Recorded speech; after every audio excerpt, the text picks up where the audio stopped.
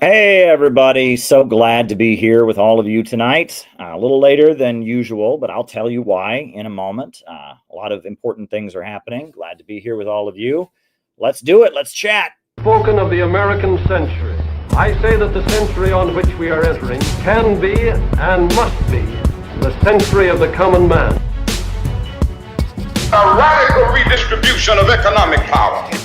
I mean, we know that racism is just a byproduct of capitalism. Everything would be all right if everything was put back in the hands of the people. We need a government that will make sure Americans are taken care of and organize the economy to serve the people, not the profits of a wealthy few. We now have the techniques and the resources to get rid of poverty. We got to start getting out there with the people. Get out of the movement and get to the masses. We need a government of action.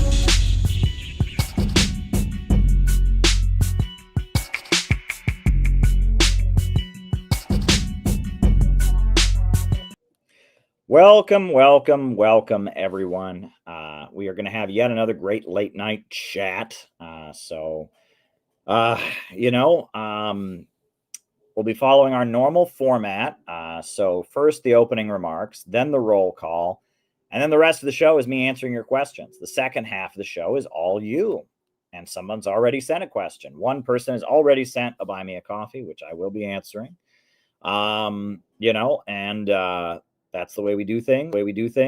First, then the roll call, then I answer questions. Questions can be sent via Rumble Rants. You can Caleb Moppin 22 on Cash App, or you can buy me a coffee. My goal for tonight is 5 buy me a coffee questions. If we can have 5 buy me a coffee questions, that will put a smile upon my face. So I'm counting on all of you. We've already got one that was sent in before the show. So there we go. Announcements. The Center for Political Innovation is having a really important event coming up in New Jersey on January 11th. It's going to be absolutely awesome. We're going to honor some local activists, some great people. We are going to have music and speeches. It's going to be a lot of fun. So if you're available, come, join, register. It's going to be a lot of fun. It's going to be great. It's going to be a good event. It's going to be good. So, we got that going on. Join the Center for Political Innovation. We're always doing great stuff. First the opening remarks, then the roll call, then I answer your questions. So if people have questions for the second half of the show, best way to send them is buy me a coffee. Very straightforward, but you can send them via Rumble Rants. You can Cash App me. There's other ways to send questions. Buy me a coffee is the best way to send your questions. So why are we starting out a little late tonight? Well, the Uhuru movement, which is an important ally of the Center for Political Innovation. We were there for them when they were raided by the FBI. We have been an important friend of theirs raising their case at the United Nations. This is a group of activists who were charged with being Russian agents by the U.S. government, an absolutely outrageous case. They had a Zoom conference call, and I was a guest speaker on that, along with Margaret Flowers and Katie Halper, and I was on there, and it was about hands-off Venezuela. That was the focus of the call. This situation in Venezuela, there's some new developments that look a little dangerous. I don't know what to think about it. Pete Hegseth has said that Trump has authorized him to start some new narco terrorism operation in the South and Central America and the Caribbean. And they appear to be moving more military equipment, towards the Caribbean. Very dangerous, very, very absolutely dangerous situation. Absolutely horrible. And at the same time, Trump apparently has not approved any strikes on Venezuela as of yet, right? They've been telling him different options or whatever, but he hasn't actually approved anything. We don't know what's going on. We just really hope that Trump is not stupid enough to attack Venezuela. That would be an utterly stupid move.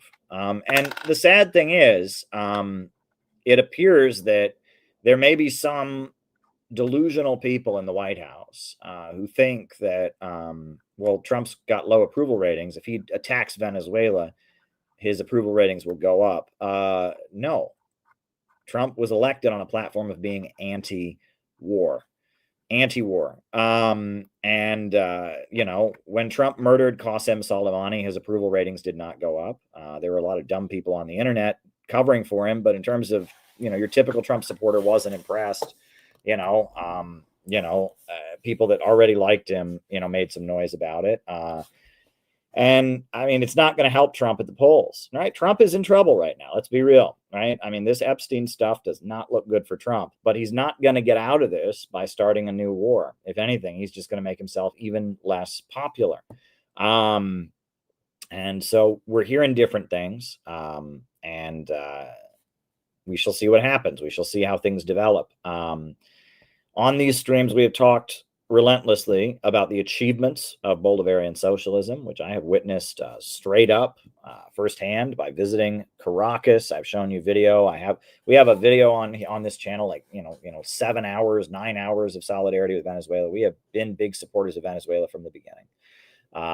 Huge supporters. On top of that, we have gone over how the claim that Venezuela are narco-terrorists or anyhow responsible, anyway linked to the problems of the drug trade and the problems. Fentanyl is a real problem, but the idea that Venezuela is somehow responsible for America's fentanyl problem is absurd. The fentanyl doesn't come from Venezuela, right? The Drug Enforcement Agency says it comes from Mexico. It comes from Mexico. It does not come from Venezuela. Does not come from Venezuela. And in fact, Venezuela is pretty inconsequential in the global drug trade. Now, these ships they've been sinking in the Caribbean are fishing boats. They're fishing boats, and if they were drug boats, why did they sink them to the bottom of the ocean? Why have they not, at this point, seized them as evidence? And on top of that, why won't they release the names? They say they know these people on board these ships that they killed were drug dealers. Well, if that's the case, why don't they tell us their names? On top of that, there was one ship where there were survivors, and they were apprehended by the United States. And so what? Did they bring them back to the United States to go on trial for smuggling drugs to the United States? No, they gave them back to Venezuela, and they still didn't release their names. It's all a hoax. It's all a big hoax. There is no narco-terrorist threat from Venezuela. There is a narco-terrorist threat. And it's a big problem. And it goes back to U.S. foreign policy. In the 1980s, the USA was arming the Contras. And the U.S. government is tied in with a lot of corrupt regimes throughout the region that impoverish their people, that are tied to death squads and all of that. There's a whole history of narco gangs and corruption in the region promoted by the United States as a mechanism for maintaining control. But the idea that Venezuela is to blame for all of that is absolutely crazy. Absolutely crazy. It's a crazy situation here, but it appears that if Trump, even though it seems like the whole world is against this, and Venezuela wouldn't be getting the support that they are getting right now if it wasn't for the fact that Trump was in office. But Colombia is siding with Venezuela. A lot of European countries are telling Trump to de-escalate against Venezuela. Because Trump is such a polarizing figure, there's widespread opposition to this attack. And if Trump carries out this attack, he will further isolate the United States. It will just be an awful, awful move. There's also some weird, very, very weird stuff going on too. Now, Laura Loomer, who is this awful pro-Israel social media voice, seems to be very, very, very close to Donald Trump. And like New Yorker magazine has done features about how weird it is that Laura Loomer is so close to Trump. She is opposed to striking Venezuela, which is very interesting, which probably indicates that there are some factions among Israeli intelligence that don't want to strike Venezuela. Very odd. And, Laura Loomer is a crazy Zionist, a crazy anti-Iran extremist, a crazy anti-Islamic, Islamophobe.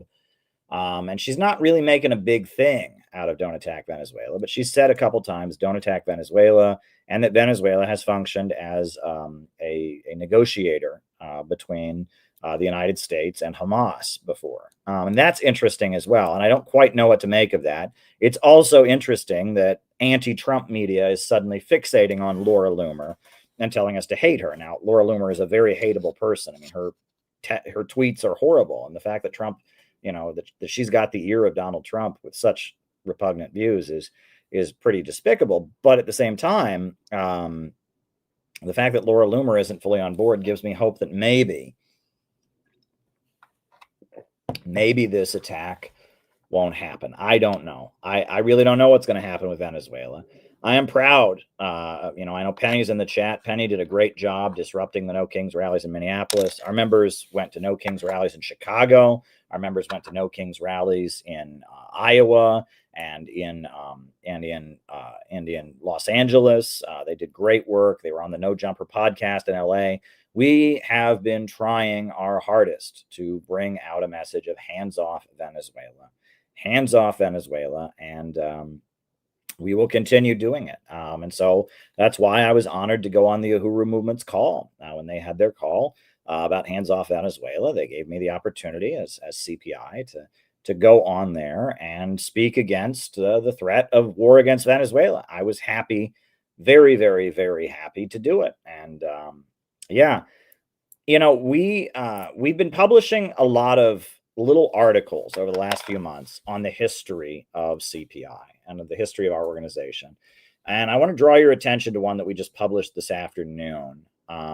This piece kind of goes into where CPI came from. It's on our website.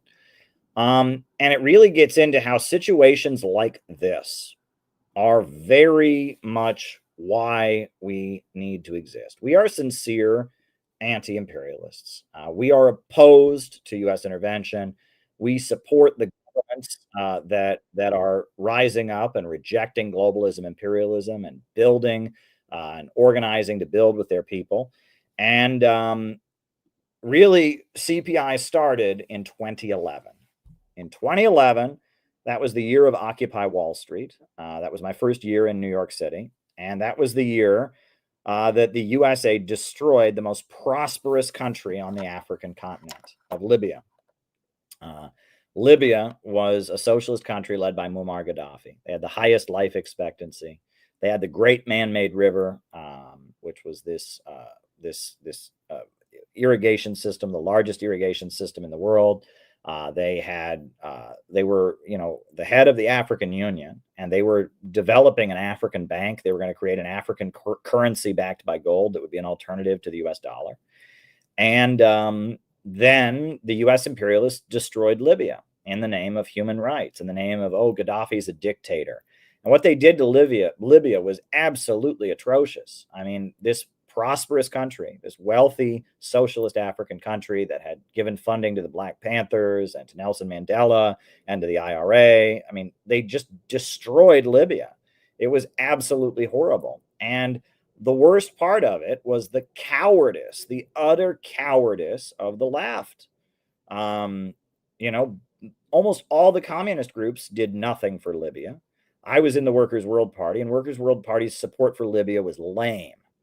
It was weak. It was pathetic, right? We spent far more time protesting against the Tea Party that had people like Ron Paul in it that were actually anti-war than we ever did opposing the bombing of Libya. It was unbelievable. And at the same time we were opposing the war against Libya, there was just this desperate need to distance ourselves from Libya. And in May of 2011, May 11th, Workers' World Party actually published an article in their newspaper saying that Libya was a bourgeois nationalist regime, it wasn't socialist, and that the reason that Gaddafi had come to power and the reason that the Libyan revolution happened was to better exploit the Libyan workers, which is absolutely ridiculous. I mean, just completely cowardly.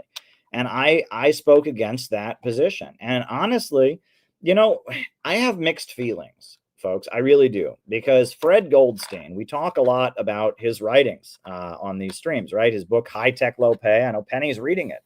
And I guess he didn't write High Tech, Low Pay. He wrote Low Wage Capitalism, and he wrote the introduction to the new edition of High Tech, Low Pay, right, that came out. And we talk about Fred Goldstein on these streams a lot, and Fred Goldstein was a very smart man, and he was very knowledgeable about economics, but he was a bit of an asshole. I mean, there's just no way about it. I don't want to speak ill of the dead, and I mean, I've forgiven Fred, in his own way. But I mean, on Libya, again, I mean, he was against the bombing, but it was like he had this, and he was just so determined that Libya wasn't really socialist because they weren't Marxist Leninists. They were, Islamic socialists or whatever. And it's like facts just didn't seem to matter. Libya had a state-run economy that had come out of an anti-colonial revolution. They had workers' councils, these revolutionary committees that were like Soviets in the neighborhood. They had, they had full universal health care, full guaranteed employment. No profit could be made from food. All food had to be produced by a farm cooperative.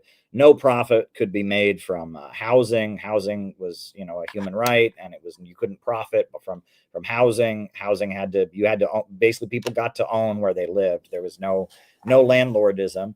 I mean, it was a very, very socialist society, and Libya, even in the Green Book, it even says that they plan to eventually move toward the final stage of communism and create a stateless, classless world. Right? There's passages in the Green Book. This is the manifesto of the Libyan socialist country. There's statements they actually want to get to the higher stage of communism. And they even tried to join the Warsaw Pact at one point, right? They applied to become part of the Warsaw Pact, the Eastern European alliance that, of all the Eastern European countries that were part of the Soviet Union, the Eastern Bloc. I mean, they were very much a communist socialist country. They just believed in Islam, not Marxism-Leninism. They weren't dialectical materialists. They believed in God as the creator of all things. They were Muslims. And they had a secular government, and women had more rights in Libya than in any other country in that region, especially in the 70s and 80s. But they were not atheist Marxist Leninists. They were Muslims. And that was just this unforgivable crime, according to Fred Goldstein and, Sarah Flounders and all of them. It just wasn't real socialism because, when we formed CPI, the first book we ever published was the Green Book. And our version of the Green Book is one of the top sellers. It's probably the top seller on Amazon because we wrote an introduction with a lot of detail. We have page numbers. Shout out to Gavin, who actually helped us. We actually have the original artwork of what the Libyan, National Assembly, their legislative body looks like. I mean, we put this book out there to make a political point that, and that. I mean, it was pretty crazy. Workers' World Party was they were so desperate to prove that they weren't like Libya. And they were so desperate to disassociate from Gaddafi that they did very little. There was not a single civil disobedience to support Libya. Not one. As the USA was launching cruise missiles at Libya, not a single time did we get arrested. Did we seize a bank lobby? Did we do anything? Unbelievable. There was one meeting at Riverside Church. Ramsey Clark went there with Cynthia McKinney, with Alex Jones, and Ramsey Clark went there. Good for him. But other than that, they didn't do anything about it because it wasn't trendy, because they're a bunch of fucking Democrats, right? And Obama was president, and they were convinced that Obama was going to be another Roosevelt, and they could do like the Popular Front thing, right? And that they would build a workers' movement, to protect Obama from the Tea Party or something. It was a complete delusion. And it was an utter betrayal. And, and it's pretty wild. But, I studied Libya, and I came to the conclusion Libya was a socialist country. And they said it wasn't. And they couldn't give me an argument about why it wasn't. And their arguments, when they were trying to convince me Libya was not a socialist country, they were very condescending. They said, well, Caleb, in a socialist country, the government plans the economy. Like, as if I didn't know that. And I'd say, well, have you read the Green Book? Because in Libya, the government controls the economy. And they would say, well, Caleb, if Libya was a socialist country, they would have like community assemblies. Well, have you read the Green Book? That's the first part of it about democracy is about their community assemblies. And they couldn't tell me why Libya wasn't a socialist country. It was just, because it wasn't. They just couldn't tell me. But really what it was about was that Gaddafi was a Muslim. and that Gaddafi, Gaddafi was a Muslim. Gaddafi had funded the Palestinian resistance. Gaddafi, was not a Marxist-Leninist. And so, it was crypto-Zionism, right? And that's pretty harsh. They would get really mad if I'd said that. But the reality was that, this crypto-Zionism is a big problem. And we should just talk about what crypto-Zionism is, okay? There's Zionism. Zionism, what is Zionism? Zionism is a political movement that was started by Theodore Herzl, right? Theodore Herzl was a British Jew, and he felt that Jews were persecuted, which they were in Britain and in Europe. And he said that the Jews could get their liberation by making themselves useful to the British Empire and having the British Empire help them set up a government in Palestine. And after World War I, when Britain, when the Ottoman Empire fell and Palestine came under British domination, Theodore Herzl got the British government to start moving Jews from around the world to Palestine, setting up settlements. And the idea was that eventually this would lead to the creation of a Jewish nation. And then the Jews, who are just so special and so different from all the other European white people, they could all move there, and that would fulfill the liberation of the Jewish people. That's what Zionism is. That is the Zionist movement. It is the belief that Jews cannot fit in, and that Jews are just so different and so special that they just can't fit in with European civilization. So they need to move to their own special country called Israel, right? And it can't be to just move to a place where they're not discriminated against. It must be their own country. Must be a Jewish state, right? It can't be that they move to China and China just respects them. No. It has to be a state for them only that they control, right? That's Zionism. It is the movement to artificially create a Jewish state in Palestine. It was started by Theodore Herzl. And at the time that Zionism was starting, the Zionists were very clear about who their enemy was: Marxists. They thought Marxism was the greatest threat to the Jew because the Marxists believed in assimilation. The Marxists wanted Jews to join with other working class people and be involved in the class struggle. And Theodore Herzl thought that Marxism would lead to the death of the Jewish identity. Right? That if Jews became Marxists, they would just join with other workers who were Christians, other workers who were atheists or Buddhists or whatever, and they would lose their specialness, right? And that Marxism preached assimilation for Jews. And in fact, Karl Marx, the founder of Marxism, who was Jewish himself, was very, very much against the idea of maintaining and celebrating a Jewish identity.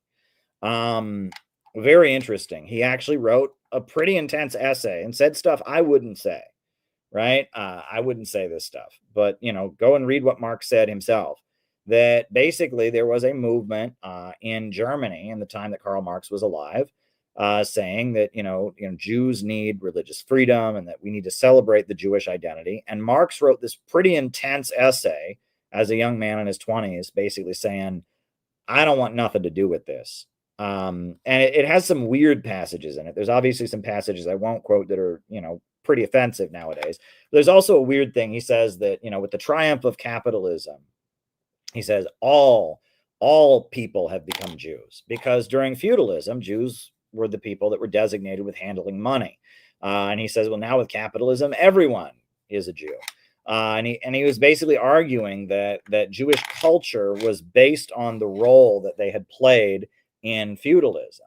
That in feudalism, Jews had been designated as the ethnic group, the people that could handle money, and that identity as the money changers in feudal society, that identity had kind of defined Jewish culture. And it's interesting. There's a book I've got here. I think I've got it here. It's called On the Jewish Question by Abrams. And it's actually a very good book by a Jewish Trotskyist. And he wrote this book, Leon Abrams, I believe his name was, where he basically says the same thing. He says that The only reason the Jewish ethnic group existed was because in feudalism they needed to play this role, and that everywhere Jews stopped playing that role, they just assimilated. And that that's one of the biggest things. The Nazis, the Nazis were completely crazy. They had this idea that there was a biological Jew, right? That the Jew, they had all this racial pseudoscience, and they argued Jews were genetically this way. Bullshit. Because for thousands and thousands of years, throughout, going all the way back to the time of Jesus, Jews have been converting to Christianity or converting to Islam. And, the idea that there's some biological aspect of Jewish people, it's just not true. And that basically everywhere in medieval Europe, the Jews were not specifically set aside to be the money lending ethnic group. They just converted almost immediately. And during the Spanish Inquisition, there were thousands and millions of Jews in Spain who, during the Spanish Inquisition, and it's interesting, right? So the Spanish Inquisition, let's go back to the 1490s in Spain, right? Spain was the first colonizer, right? It's a European country, and they've got Queen Isabella, and they got, Christopher Columbus and Magellan and all of that, and they're colonizing people, right? And they're going to Cuba, and they're going to what is now Haiti, and they're going to Latin America, and they're colonizing people, and they're taking indigenous people as slaves. They're looting raw material and property from the New World. They're a colonial power, Spain. And there's various islands that they're seizing and all of that. And that wealth is coming back into Spain as they're becoming a colonizer. And it's laying the basis for a new economy, right? There's a new economy emerging in Spain created by colonialism. And you have, the rise of the, who is it? Who, when they go to Spain and they loot a bunch of stuff, it's merchants who sell it. They bring it back to Spain and they sell it. And in feudalism, right, you're either a peasant or a landowner or a noble, or you're a king or you're a soldier. But there's really not, people selling stuff, merchants. There's not much of that. But because of colonialism, merchants started becoming more and more powerful. And the merchants represented a threat to the feudal order. And in Germany, it was the merchants and others that had carried out the Protestant Reformation. And, Martin Luther and the Catholic Church was losing ground across Europe. And Spain was a very Catholic country. And as a result of colonialism, the merchant class was gaining influence. And so the Spanish church, the Catholic Church in Spain and the Spanish monarchy carried out the Spanish Inquisition, which was basically an effort to make sure there was no Protestant Reformation in Spain. That's basically what it was. They were afraid that with the rise of an emerging merchant capitalist class, that there would start to be a Protestant Reformation against the Catholic Church in Spain. So in Spain, they started cracking down on anyone who was critical of the Catholic Church and burning people at the stake and all that. You read about Torquemada and all this. And it was a really kind of a violent, repressive episode. And it's an ugly, ugly moment in the history of the Catholic Church where they just cracked down on anybody who was questioning Catholic teachings. And the primary target was Jews, because Jews were merchants, right? And that there, in a lot of Catholic countries, there had been this agreement that the Jews can just do whatever they want. But because the Jews were involved in mercantile activities and they were involved in the trade, they were a target. And Jews were ruthlessly persecuted and burned at the stake and tortured. And, it was really, really awful. There was a huge anti-Semitic aspect. I mean, they went after people who believed in science. They went after all kinds of people. But they particularly went after the Jews because the Jews were associated with the emergent mercantile class. And so thousands and millions of Jewish people in Spain converted to Christianity to avoid being burned at the stake, to avoid being persecuted. There's a Broadway musical that I've made into a movie and all that. It's called The Man of La Mancha. You ever see The Man of La Mancha? It's like a Broadway musical about Don Quixote. And it's like a play within a play, right? It's about like the guy who wrote Don Quixote, right? What's the writer's name? He's a very famous Spanish writer who wrote Don Quixote, the satirical comedic novel about feudalism in Spain. What's that guy's name? I can't remember his name. Who wrote Don Quixote? What is his name? Don Quixote. Cervantes, right? Miguel Cervantes. So Miguel Cervantes in the Broadway play Man of La Mancha, Miguel Cervantes, it's like a play within a play. And it starts out with Miguel Cervantes being thrown into prison. Why is Miguel Cervantes thrown into prison? Because he is a banker, because he's lending money, and he foreclosed on a monastery. That's actually how it starts out, right? Is that he's a money lender and a monastery didn't pay his loan, and so he foreclosed on a monastery and foreclosed on it and seized the monastery, and so he's thrown into prison because he's a banker, he's a capitalist, and his business interests put him at odds with the church, right? That's how it starts out. So there was a real economic aspect to the Spanish Inquisition. And so millions and millions of Jewish people in Spain just converted to being Christians. There's some weird stuff like that. For example, there are some people of Spanish descent whose last name is Santa Maria, right? Which is like, that's two words, right? Saint Mary, right? But there's some people of Spanish descent, their last name is one word, like it's like Jose Santa Maria. Supposedly, not confirmed, this is a belief, is those are Jews, because Santa Maria, Saint Mary, is like the most Catholic name you could possibly have. And so that when these Jews were trying to avoid being persecuted by the Catholic Church, they adopted like the most Catholic name you could possibly have. So they were, instead of being Jose Goldberg or whatever, they were Jose Santa Maria, right? And that there was, and that's, by the way, AOC, right, claims to be Jewish. Did you see this? It's a little bit cringe, but Alexandria Ocasio-Cortez, she claims to be Jewish because she claims that her family last name, some of her family names in Spanish, go back to the names that were adopted by Jews during the Spanish Inquisition. Now, I don't think that there's any, I think that's a really, really big stretch, but she did this shortly after taking office. AOC went to a synagogue and she lit some candles and she had a whole press conference about how she's Jewish. And you look at that and it's just like, it's like a level of pandering, right? That's like, she's just sucking up to the Israel lobby. It's almost like Javier Milei in Argentina converted to Judaism just to show how much he loved Israel. It's pathetic. I don't believe that AOC is ethnically Jewish, but I think she is a politician in New York City, and even though she's not where Trump is at, she's not like a Likudnik, she's not a hard Israeli right winger, she's not really anti-Israel. She will sometimes talk out of both sides of her mouth, but she condemned DSA and she condemned pro-Palestine protesters many times. She voted for the Iron Dome, and that was AOC. She claimed that she was descended from Jews who converted to Christianity during the Spanish Inquisition.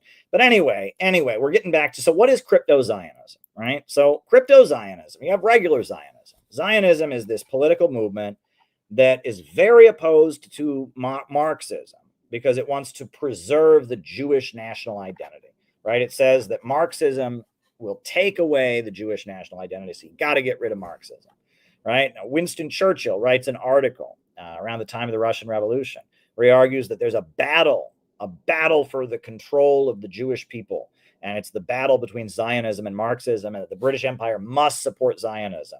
Must support Zionism, because if not, the Jews will all become communists, and the Russian Revolution is so awful, right?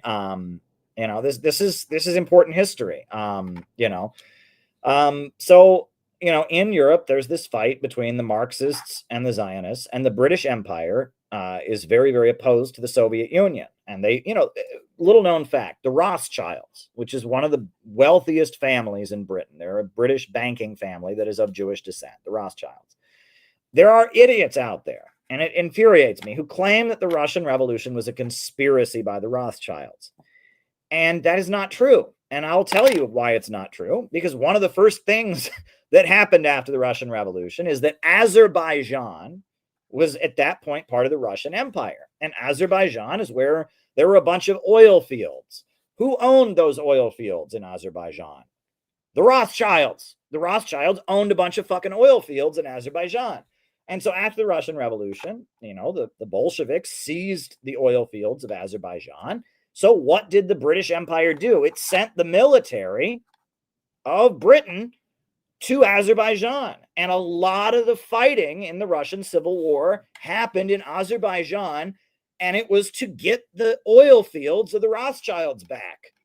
And that a lot of the killing in the war, the Russian Civil War was all over Russia. It was a battle between the Red Army and the White Army. The White Army was the Tsarists and the Social Democrats and all kinds of people that were anti-Bolshevik. And they had military support from many different countries, at least 15. I've heard maybe it's 18 different countries. One of them was Britain. And the main thing that the British did during the Russian Civil War was try to seize the Rothschilds' oil fields back. And, and the Bolsheviks shot and killed a lot of British soldiers, and the British killed a lot of Bolsheviks, and it was a really ugly war. And if the Rothschilds and the Bolsheviks were on the same team, that wouldn't have happened. Now, would it? Right? If the Rothschilds were, if the Bolsheviks were secret agents of the Rothschilds, why the British army wouldn't have had to go and seize their oil fields? Now, would they? And it's like facts like this don't seem to matter, right? The idea that the Bolsheviks were agents of the Rothschilds is ridiculous. Now, you could argue that the Bolsheviks were they hurt the fight against Germany, right? And that they hurt Russia, and that maybe you could, but that's a stretch, right? The Bolsheviks worked for themselves. They got some support from Alexander Parvus and the German secret intelligence and secret police. The Bolsheviks got some support from anybody. They robbed banks. They entered alliances with various people. The provisional government against the reaction, of what was his name, the guy, they defended the provisional government from Kornilov and his reaction.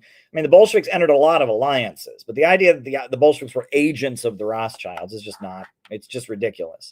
And there's a book the Bolsheviks published called On the National Question. It was written by Stalin, and it was their position on the national question. On page 1 of the book, there is a denunciation of Zionism, that Zionism is a reactionary trend of the Jewish bourgeoisie.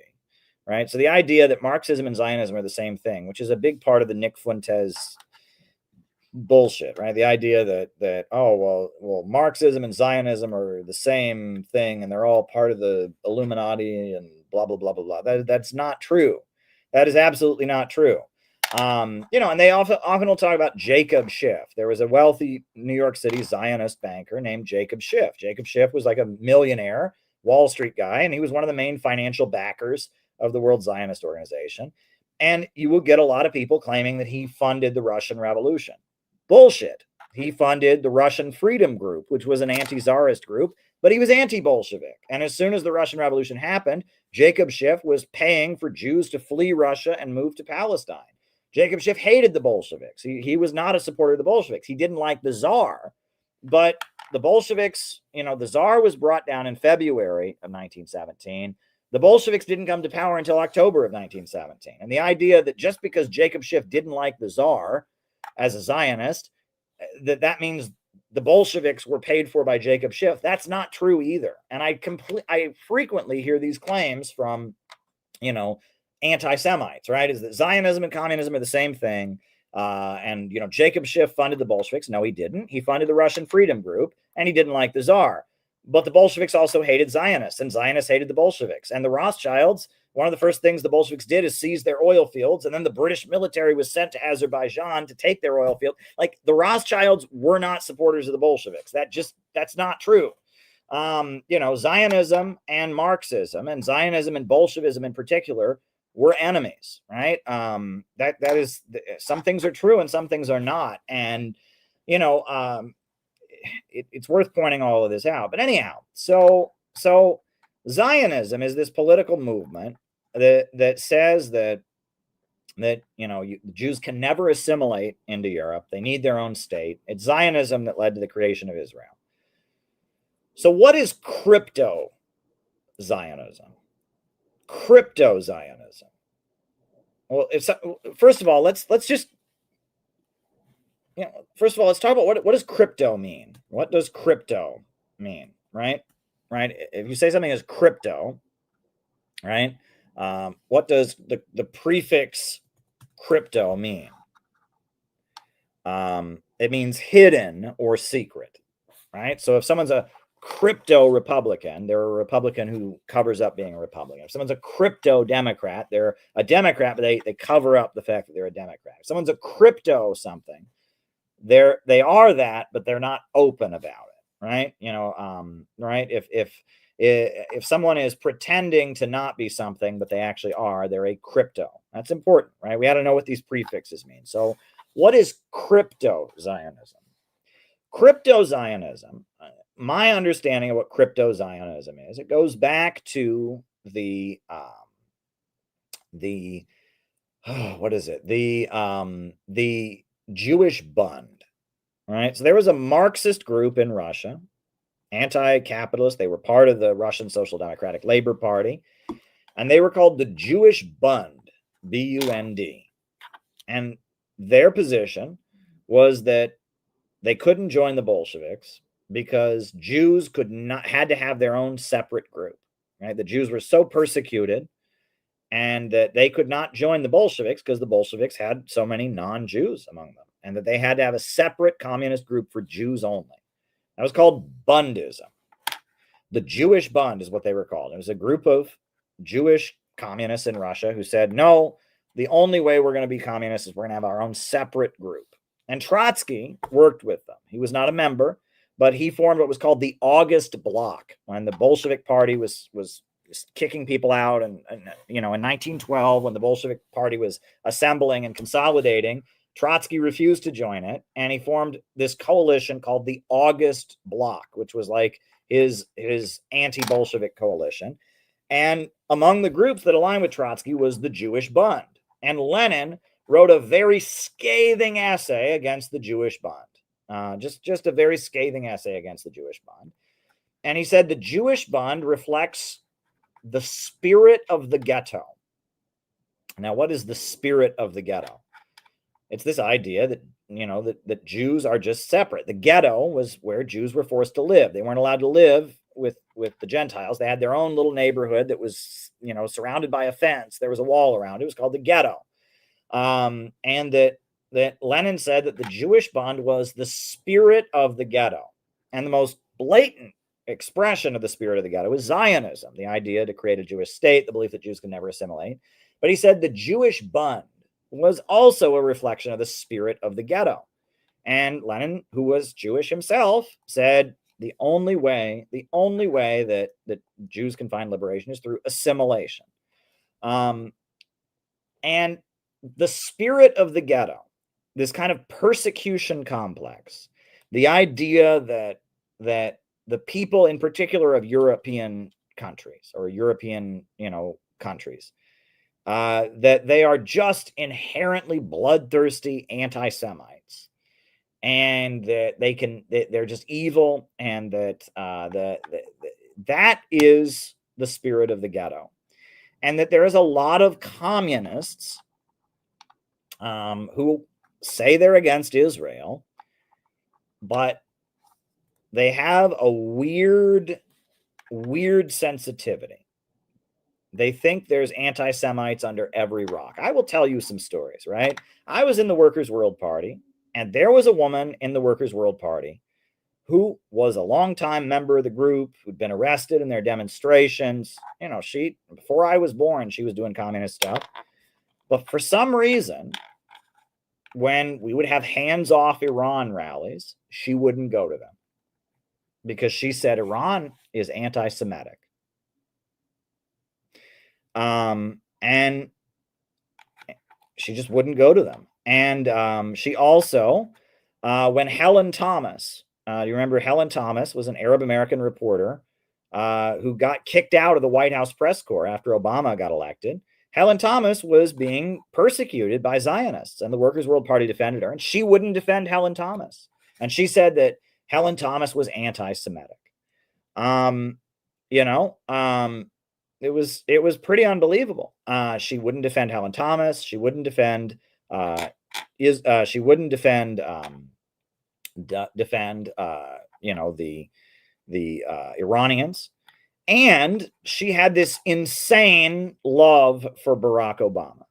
And at one point, she started yelling at me and got really angry that I should never say anything about Barack Obama if I wouldn't say it about Ahmadinejad. And I said, that's absolutely crazy. I said, Ahmadinejad's the leader of an oppressed nation struggling against U.S. imperialism. Obama is the commander-in-chief of U.S. imperialism who happens to be black. And she said, no. Barack Obama is from an oppressed group, and if I have to be nice to Ahmadinejad, then you have to be nice to Obama. And Obama could do no wrong, and it was like she just got really fired up. And at one point, one of the members of our organization, or a guy who was like a friend of our organization, brought forward proof that Obama's stepfather had been living in Indonesia, and that Obama's parents, the Bank of Hawaii, and Obama had been involved in the ugly coup in 1965 in Indonesia, and that Obama's stepfather, Lolo Soetoro, had been a leader of the Indonesian military that had committed horrendous crimes in 1965, committed genocide against ethnically Chinese people, etc. And I just mentioned this article to her, and she started yelling. And she said, well, the only reason anyone would mention that is because they don't want to fight racism. And I said, that's not true. I mean, this is a fact. Barack Obama's family was heavily involved in this ugly coup in which hundreds of thousands of people were murdered, this anti-communist CIA coup. And she said, oh, anyone who would say that, they don't want to fight racism, and they're just being anti-black. It's because he's black. And this woman, this is a white Jewish woman, because he's black, and she just like lost her mind. You couldn't criticize, you couldn't bring up this fact about Obama, which was true, right? Well, this woman, and still to this day, I bet she's probably somewhere going around telling people she's anti-Israel. I bet she goes to anti-Israel rallies today. She's a fucking Zionist, right? She's just a crypto-Zionist, right? Because, she'll say she's against Israel, and she may even believe she's against Israel. But at the same time, there's a big conspiracy against the Jews, and, anti-Semitism is hiding under every rock. And, and there's this huge sensitivity. Another thing about this woman that I remember, right? One time I went to a Palestine rally. Right. And there was a leaflet. There was a leaflet that was given out by a group of Muslim Americans that talked about, they said, you're told that Muslims oppress women. Here are some facts about the rules for women in Orthodox neighborhoods in Israel. And it pointed out that it's true in Israel, that there are certain Orthodox neighborhoods where buses are segregated. Women have to sit in the back of the bus because men and women can't be on the same part of the bus because of Orthodox Judaism. And there are certain parts of Israel where they do enforce some of the stricter traditional Orthodox Jewish laws. And I was just reading this leaflet out loud to her. She got so angry, and she started saying, well, at least we don't stone women like they do. And she was just so hateful, right? That's crypto-Zionism, right? That's fucking crypto-Zionism. It was unbelievable. It was unbelievable. And, and this woman claimed to be a Marxist-Leninist. This woman supported North Korea, supported Cuba. And if you talk to her, she'd always say, oh, yeah, I oppose Israel. I totally oppose Israel. And maybe she did intellectually, but her soul, she was on the side. She had the belief of it's Jews versus everybody else. Everyone's out to get the Jews. And she really hated Christianity. She really hated Christianity. She really, really hated Christianity. She was very triggered by anything about Christianity. That is the spirit of the ghetto, and that's crypto-Zionism. And, this woman was kind of an outlier. She was one of the most extreme people in the Workers' World Party about this. But she wasn't the only one. And, one thing I frequently saw in the Workers' World Party, was that, when a group of Zionists, we would have pro-Palestine protests, and there would be pro-Israel counter demonstrators all the time. And they would always say, it's so sad. It's so sad. Oh, it's so sad. There'd be a group of people with Israeli flags chanting, kill the Arabs, or saying all kinds of stuff. And it was just so sad. It was just so sad. However, if there were Christians that were being racist, white European Christians who were being racist, who were saying, against gay people or against immigrants, it wasn't just so sad. They were evil people. They were the enemy. And I thought, well, that's weird. Why is it okay for Jews? If Jews are racist, it's just really sad. But if non-Jews are racist, they're evil and they need to be killed, right? And I saw this. And the other thing was there was this tokenization of ethnic minorities that was really fucked up and condescending, right? There are many Black nationalists, Black activists who are anti-LGBT because of they're Muslim, they're Christian, they whatever, right? And when a Black person, it was very common that there'd be a Black person who was working with us around police brutality or working around one of these issues. They would say, I don't believe in homosexuality. I don't believe in gay marriage. I don't want my kids around that. And they were never bothered by it. It was just kind of, oh, of course you think that. They didn't care. However, if any white person said anything critical of gay marriage, get out, no, zero tolerance for racism. Oh, they were the enemy. And I thought, well, why is it? I mean, first of all, as a political organizer, if you're for gay marriage, you should have the same approach to a white person and a Black person who opposes it. And you should be able to say, well, respectfully, I am for gay marriage because of blank. And if a Black person says it, you should say, well, you should be willing to, if it's appropriate, say, I don't agree with you. Here's why I agree with gay marriage. And if a white person says it, you should say, well, as a white person, I not as a white person, but respectfully, I disagree with you. And you should say that to a white person or a Black person, because that's how you talk to people, right? That's just basic human decency. You should be able to principally explain your position to anybody of any race, right? And maybe it's not appropriate. You don't have to argue about everything all the time, but the response should be the same. But the response to a Black person that was against gay marriage or against abortion was this condescending patting on the head. Like, we don't care what you think. You're stupid. You're inferior. Of course you think that. We don't really care. And to a white person who took that position, it was like, you are a Nazi. You're Hitler. You deserve to be killed. And it was neither of those are rational positions. If you're for gay marriage, you should be able to patiently explain to anyone of any race why you're for it and have a rational discussion. Another thing that really pissed me off, right, and another sign of the Cryptozionism was that there was absolutely no interest whatsoever in debating libertarians, right? When I was in college, libertarianism, like as soon as Barack Obama became president, Atlas Shrugged was everywhere. And all these people were suddenly against the wars, were suddenly against the police state, but it's because of communism. It's because we need real capitalism, all that, right? And I was saying, look, there's people here who are waking up, who agree with us about the wars, agree with us about our civil liberties being taken away. But they think the answer is we need real capitalism and all that. We need to debate and refute some of this libertarian stuff. And the response of the Workers' World Party people was, oh, no, it's not important. No, we don't need to do that. We just need to build the movement.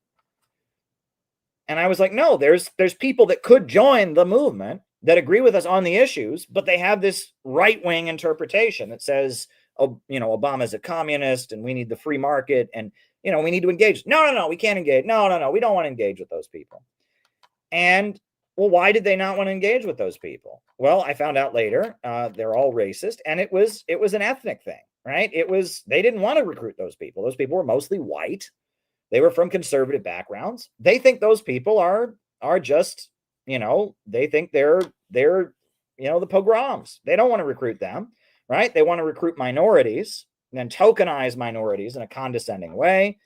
And they want to recruit wealthy, hipster trust fund, wealthy people from the cities, but they have no interest in recruiting working class white people. And in fact, they hate working class white people on an ethnic level. It's like an ethnic thing. And it's very, very weird, but that's Cryptozionism.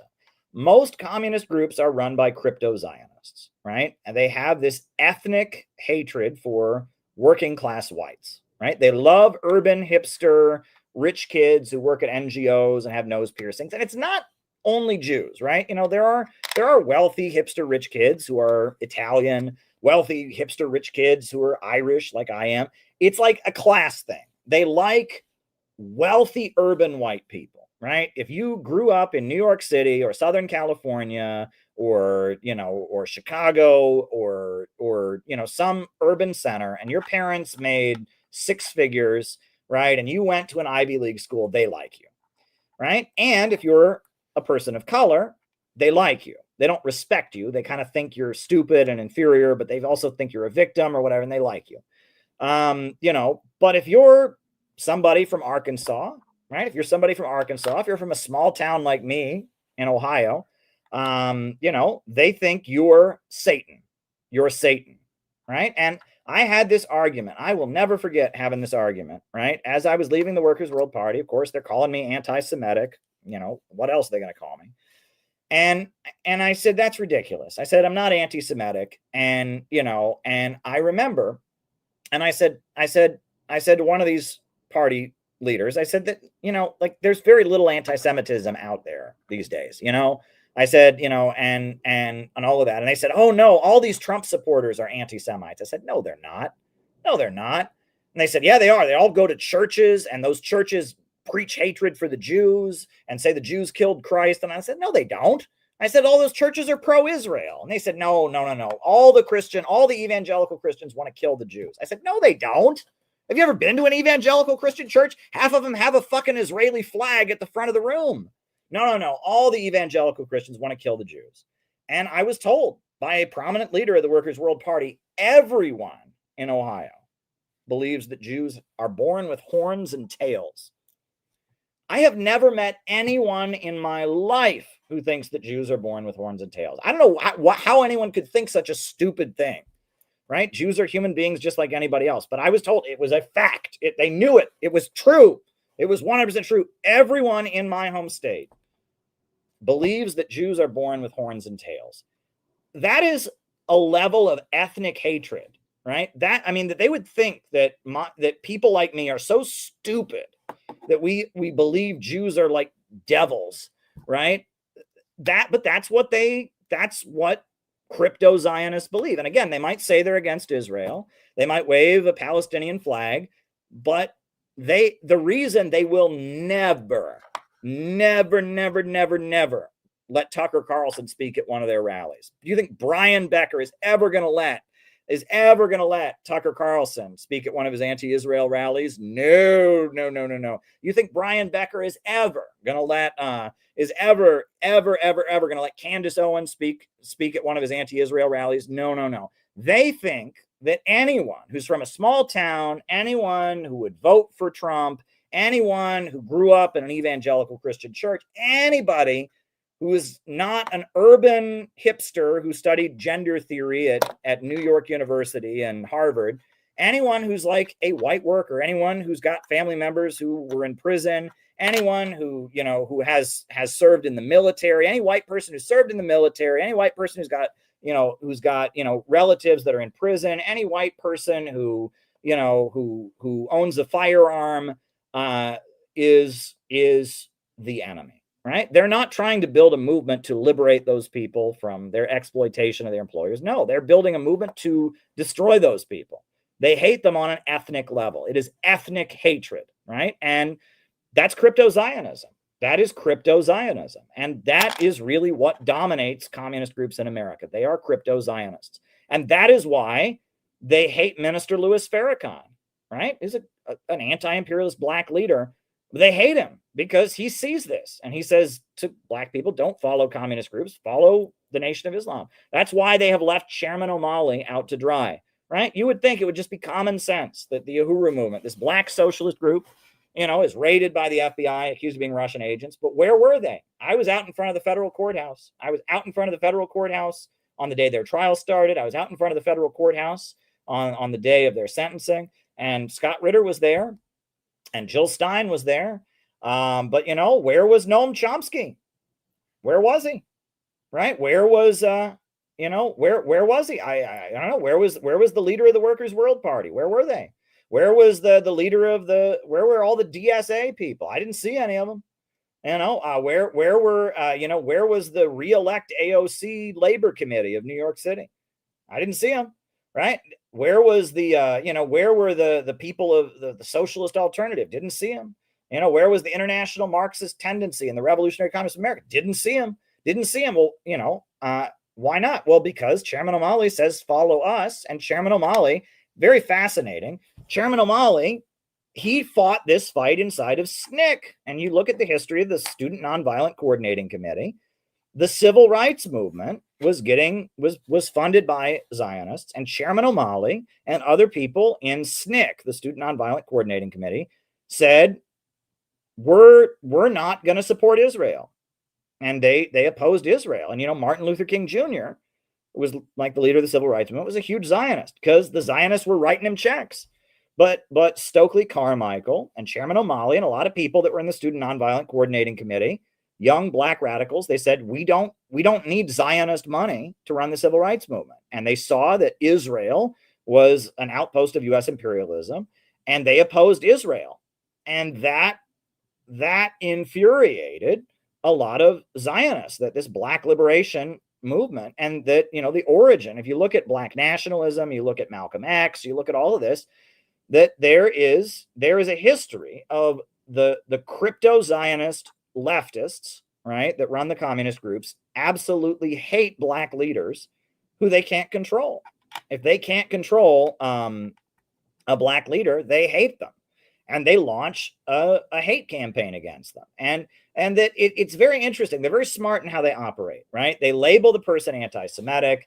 They take things they say out of context, and they just, the Mossad in Israel have very, very effective smear campaigns where they basically just make someone a pariah, right? And the same thing happened, right? They went after Lyndon LaRouche, they went after Jerry Healy, and they've gone after me. And what they do is they create kind of an atmosphere where no one really knows why the person is bad, but they are. And that's what Mossad did to me, right? After I left the Workers' World Party, right? The crypto-Zionists in the Workers' World Party, they just started this smear campaign, and all the communists knew I was bad, but none of them knew why. None of them could say why. And they would always say inaccurate things. It was pretty wild. And then Haaretz, this is my favorite, Haaretz, Israeli state-sponsored media, right? The official newspaper of Israel ran a hit piece on me. Look it up. I mean, it's amazing. I have been targeted by fucking Haaretz, right? Go to Google, type Caleb Maupin Haaretz. You can read a smear piece against me in Haaretz because I went to a conference in Iran. And I did. I went to a conference in Iran. I went to a great anti-imperialist conference in Iran. It was great. And in 2019, Alex Reed Ross, a member of the Democratic Socialists of America, who Max Blumenthal brilliantly exposed on the Gray Zone, a member of DSA, was boosted in Israeli media for writing a smear piece about me because I went to a conference in Iran, right? And it's really interesting that all of the smears against me in this article, that basically just says that I went to a conference in Iran and Iran is anti-Semitic. That's basically what it says. And then it says I debated against somebody who said some stuff about the Holocaust. Well, debate, I don't agree with them, right? But it's a smear piece, but it actually hyperlinks to some communist websites. Isn't it interesting that that Haaretz and communist groups are coordinating a smear campaign against me? Isn't that interesting? Like, literally the same shit that the Workers' World Party said about me was repeated in Israeli state media. What are the chances? What are the chances? Right? And this is what I'm telling you. This is how Mossad operates. So when we talk about crypto-Zionism, this is what we're talking about. We're talking about, a very effective disinformation apparatus that has been created. Even though these communist groups claim to oppose Israel, for some reason, they all targeted me. And then the Israeli state media also targeted me with the same claims. And they hired a communist to write their smear piece on me. And they published it in Haaretz. And it just happened to be the same thing. And it even hyperlinks to these communist websites, smearing me. You can't make this up. right? And we have to talk about this, folks. I apologize if I sounded like a broken record, right? That's an old archaic expression, a broken record, right? What does that even mean, right? That's not, it's something my parents used to say, but you had a record player. If the record player would break, it would start playing the same line over and over and over again, right? I have been talking a lot about Jerry Healy, right? I have been fascinated by Jerry Healy for years. The reason I've been fascinated by Jerry Healy is because Jerry Healy supported Gaddafi, and I supported Gaddafi. And I opposing the Libyan war and being mad at the communists for not standing up for Libya is a huge part of my political formation. CPI, the spiritual origins of CPI, originate in 2011 when I watched the left throw Libya under the bus. And then when I went to Iran in 2015, I went on a ship on the Gulf of Aden and had my spiritual awakening and reconnected with my Christian faith. But back in 2011, when I was studying Libya and was speaking up in support of Libya and Gaddafi, I was doing all kinds of research on world leaders who supported Gaddafi. And that's when I learned about Jerry Healy, who was a leader of the British Trotskyist movement. And there's a biography of him, Jerry Healy, A Revolutionary Life. And I became interested in Jerry Healy, right? Just because he was this British Trotskyist. I don't like Trotskyism, but he was widely defamed as being a cult leader, as being a leader of a cult and an extremist and all of this. And he was a personal friend of Gaddafi. And he recruited a very famous Broadway and Hollywood actress named Vanessa Redgrave. And Vanessa Redgrave, made an anti-Israel film called The Palestinians, and she denounced Israel from the Academy Awards stage. And he did a lot. He did a lot to support Libya. So I really read about Jerry Healy. So lo and behold, right, I've been interested in Jerry Healy for years. I talk about Jerry Healy here and there.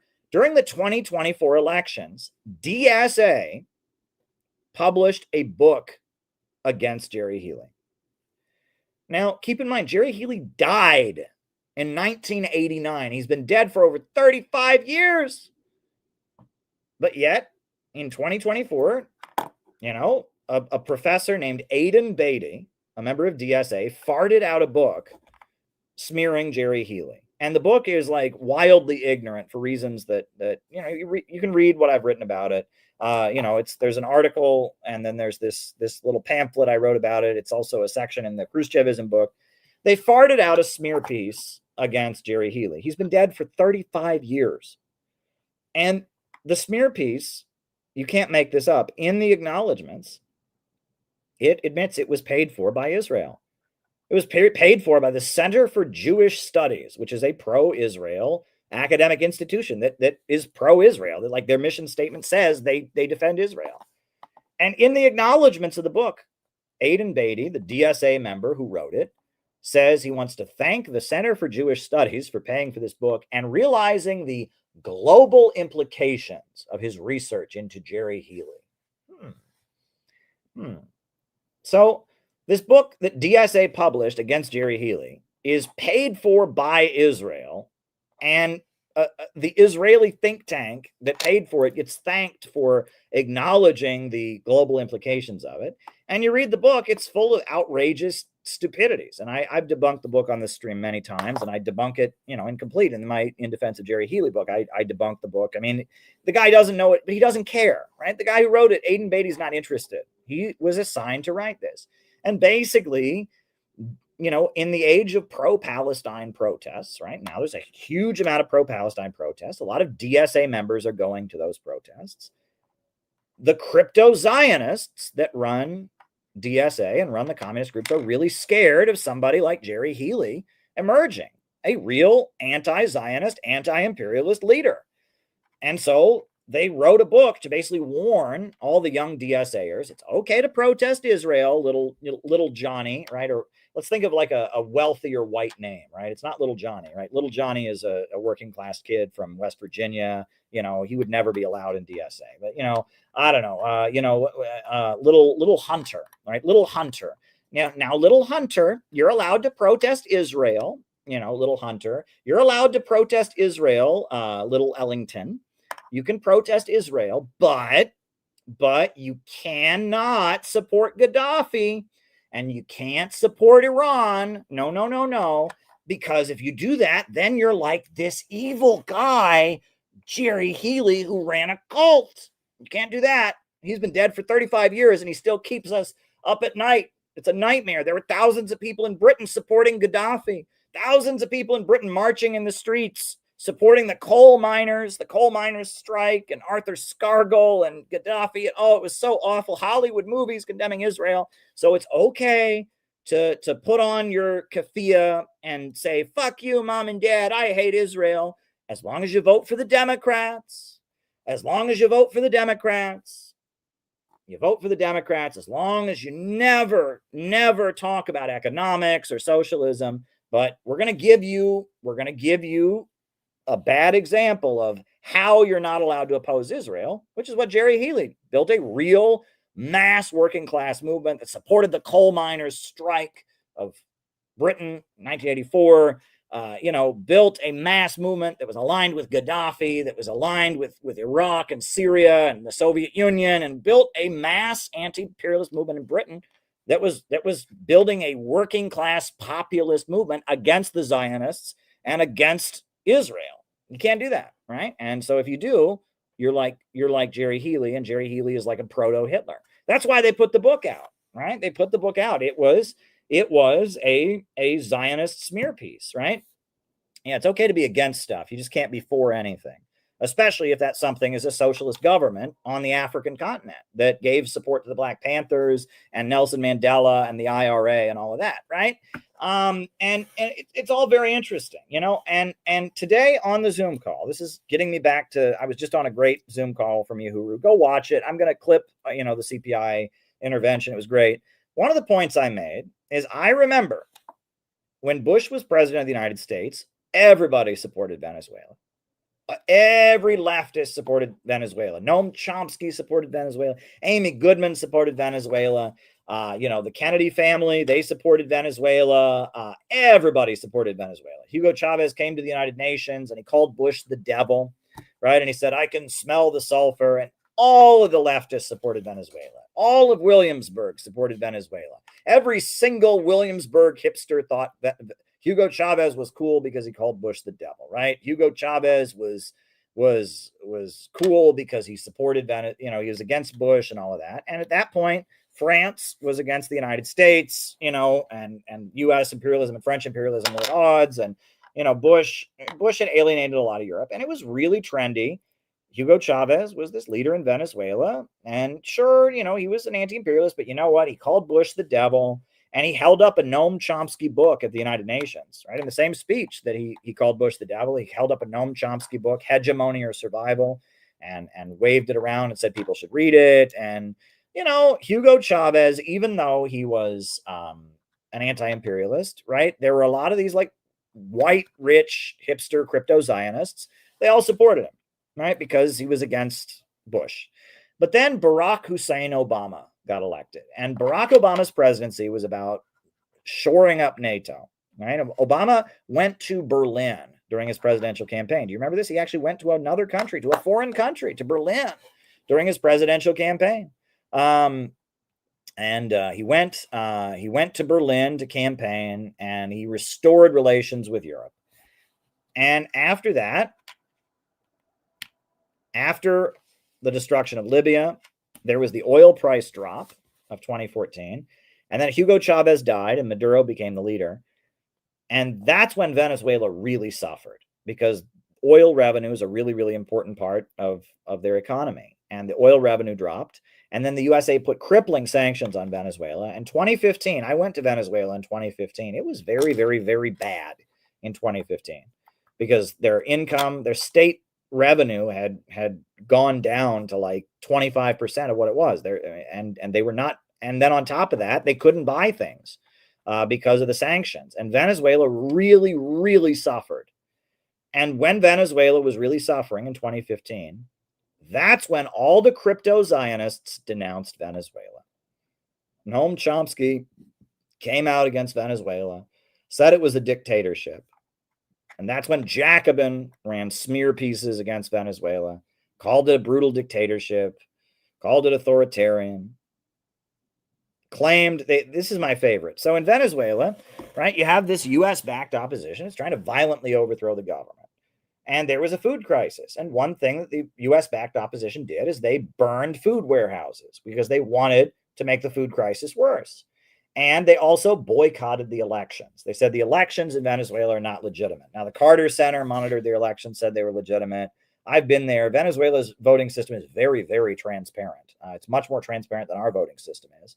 Regardless, the opposition claims, no, the elections are all rigged. They're all a big fake. They're fake. It's a conspiracy, right?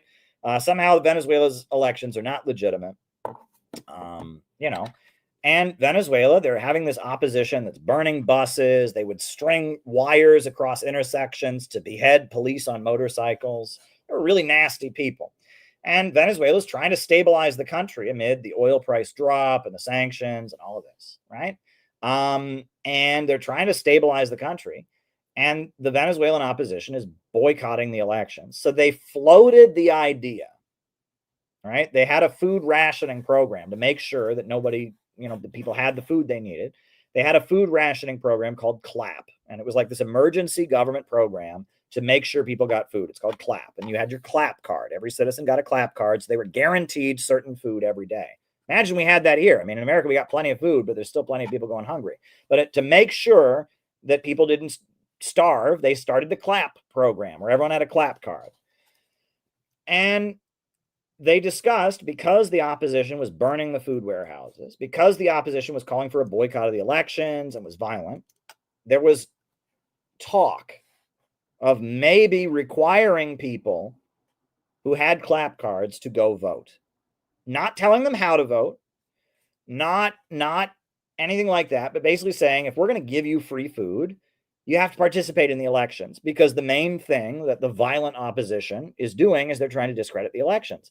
But they didn't do it. They didn't do it. They said, that's not ethical. We can't do that. So they didn't do it. They talked about maybe requiring the people that are getting free food to go and vote. And they didn't do it. That's all that happened. Jacobin lied and said that, Venezuela requires people to eat or to vote in order to get food. No, they didn't. They just talked about it. They never did that. And Jacobin wrote an article saying that they required people to participate in the elections to eat. And that's wrong. And they ran horrible smear pieces on Venezuela. Right? Just like, they published this Aiden Beatty's smear piece on Jerry Healy, just like they repeat the smears about me that are in Haaretz and all of that.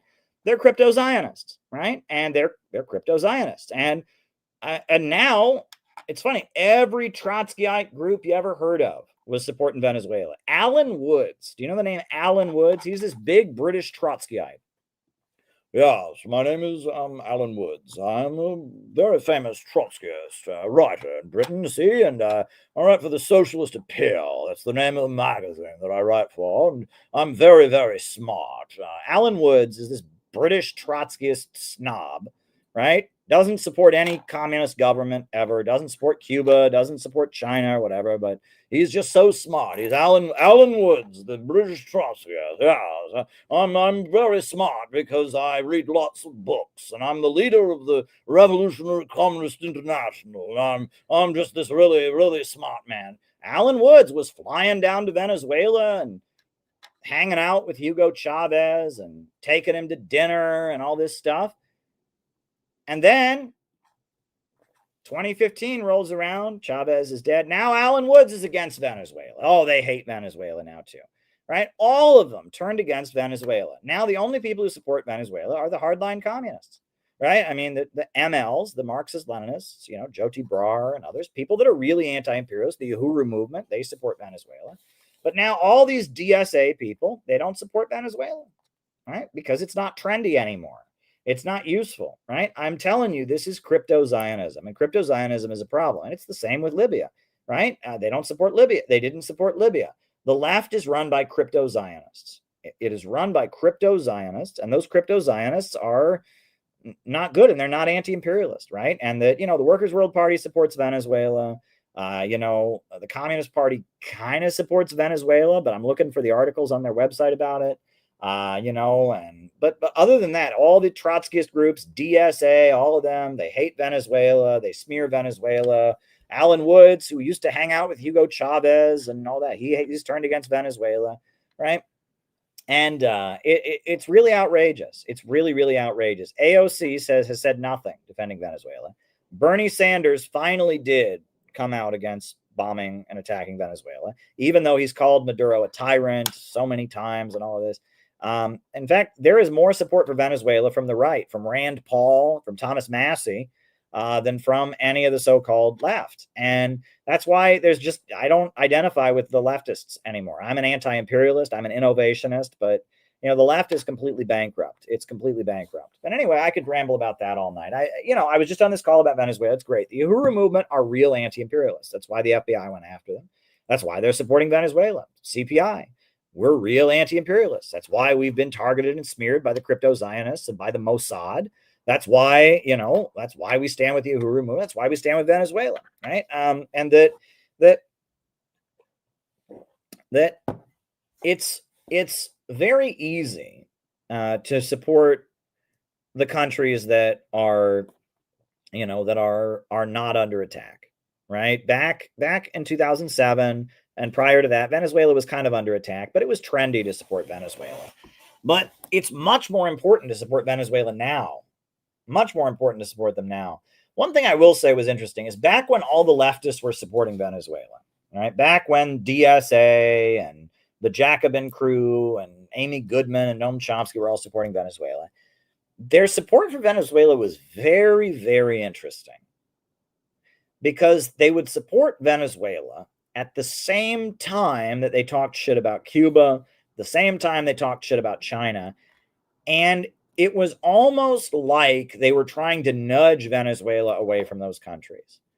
And that the way it was explained is that, a very similar thing happened with Nicaragua, right? In the 80s, there were a lot of these people that supported Nicaragua, but they didn't support Cuba. They didn't support the Soviet Union. They supported Nicaragua. And they would hold up the weaknesses of Nicaragua as strengths. And that's what these liberals did. I went to many, when I first moved to New York City, I'll tell you, Venezuela had a lot of support in those days.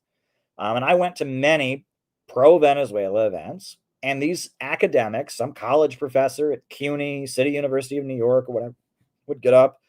I support Venezuela. I support Venezuela because they're democratic, unlike Cuba, unlike China. They're a democratic country, and they allow all these groups and they blah blah blah. And instead of having state-run industries, they're doing independent worker cooperatives. And it was like they supported Venezuela because the revolution had not gone as far as it had other places. And that was very interesting, right? It was like they were basically saying to Venezuela, if you keep going, and if you continue down the anti-imperialist road, we'll stop supporting you. And that it was true. It actually happened. They did stop supporting Venezuela. And it was like they liked that Venezuela was halfway there.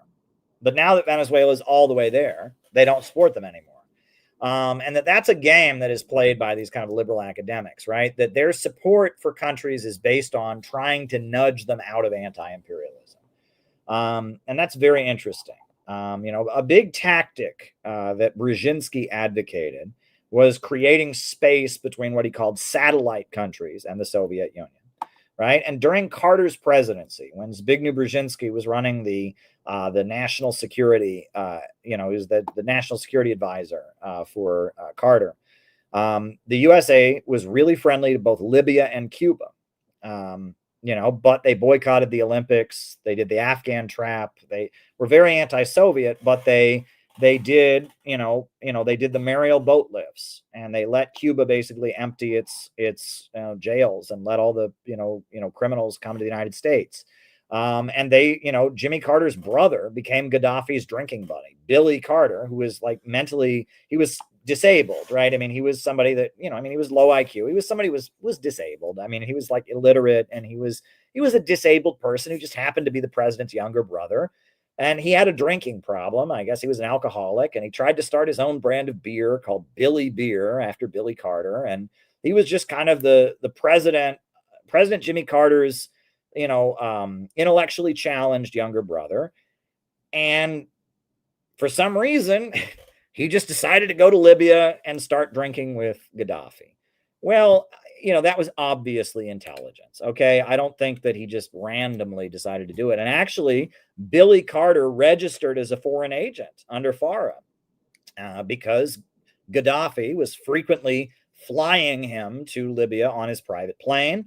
And he would go to Gaddafi's drinking parties. And I mean, Gaddafi probably did wild parties, right? He's the leader of an anti-imperialist government, right? He had beautiful women bodyguards, and Gaddafi probably had some pretty wild parties, right? I can only imagine, right? And, and Gaddafi was a Muslim, but Muslims aren't supposed to drink at all. But I think Gaddafi drank. I think they have alcohol in Libya. It's not illegal, and there's alcohol in Libya.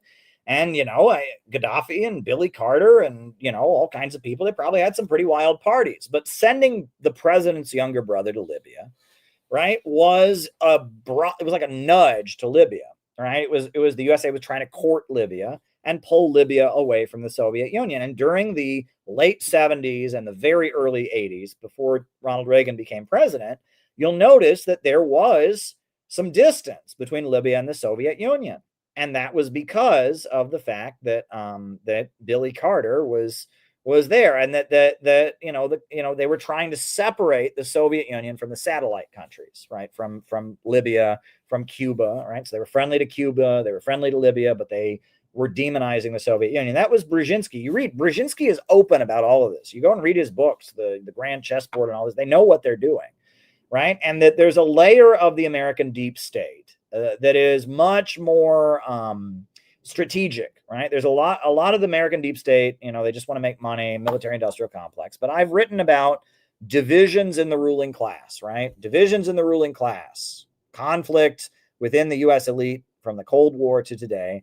That Eastern establishment, the Rockefellers, all right, the DuPonts, the Carnegies, the New England old money, they have always been all about how can we very carefully and strategically plan out long-term dominance for U.S. imperialism. And, Carter's entire presidency was people from the Trilateral Commission, right? Henry Kissinger and Zbigniew Brzezinski were paid by the Rockefeller family to start a think tank called the Trilateral Commission, where it was basically the USA lost in Vietnam. And so it was like, we're going to reinvent U.S. foreign policy to defeat the communists. And the Trilateral Commission came up with all these documents about how to basically change U.S. foreign policy after the defeat in Vietnam. And almost all of Jimmy Carter's presidency were people from the Trilateral Commission. And again, they were soft power rather than direct strike. And that's a whole story. We can talk about the transition from Carter to Reagan. That's become kind of an obsession of mine, and divisions in the ruling class. I wrote this little pamphlet.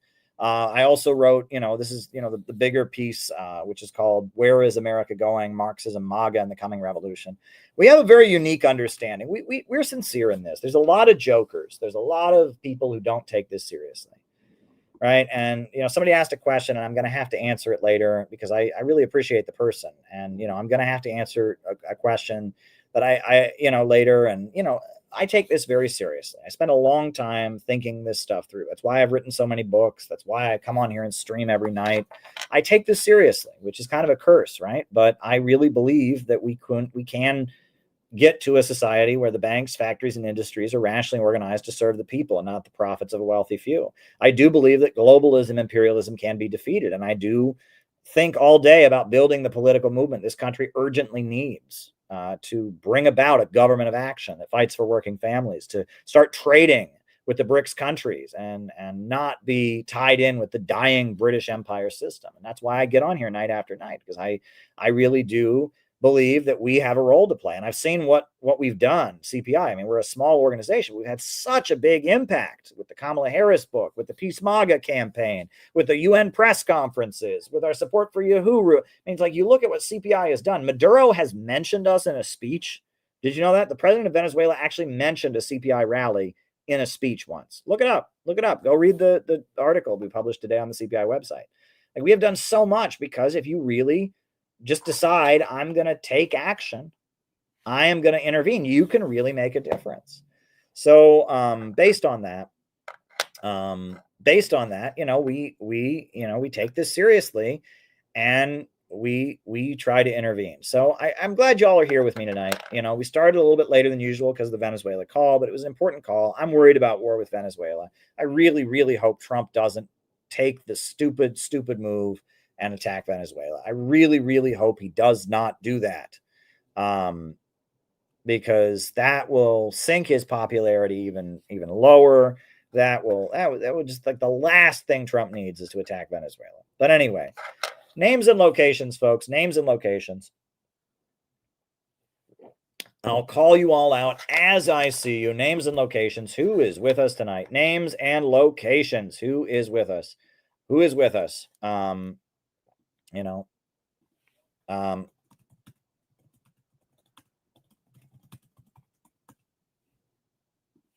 Names and locations. Who's with us?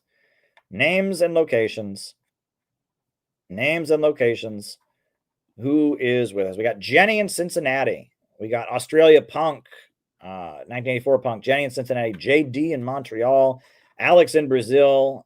Milwaukee, Wisconsin. Arlene Chambers. Oklahoma City. Good show. Thank you. Glad you like it. Anway in Dubai. United Arab Emirates. United Kingdom. Secular Quranism. Good to see you. Jacob in Wisconsin. Melanie in Portland. Oh, new person. Melanie, good to meet you. Maria in Wyoming. Davin in the UK. Davin Newman in the UK. In my bedroom, says Gabby. Good to see you as always, Gabby. Matteo in Italy. Good to see you, Matteo. Dan in LA. Dan, send me some more pictures. We got a grant. Dan just wrote a great article for the CPI website about the first year of the branch, but I need more pictures. Send me more pictures, Dan. Ed in California. Huey in the South. Nick in Michigan. Auckland, New Zealand. Kim in north of Ontario. Very, very good. Very, very good. I'll have to play a song dedicated to you, Kim, because you're in north of Ontario. I have a song I'll play later. Names and locations. Anybody else? Names and locations. Who's with us tonight?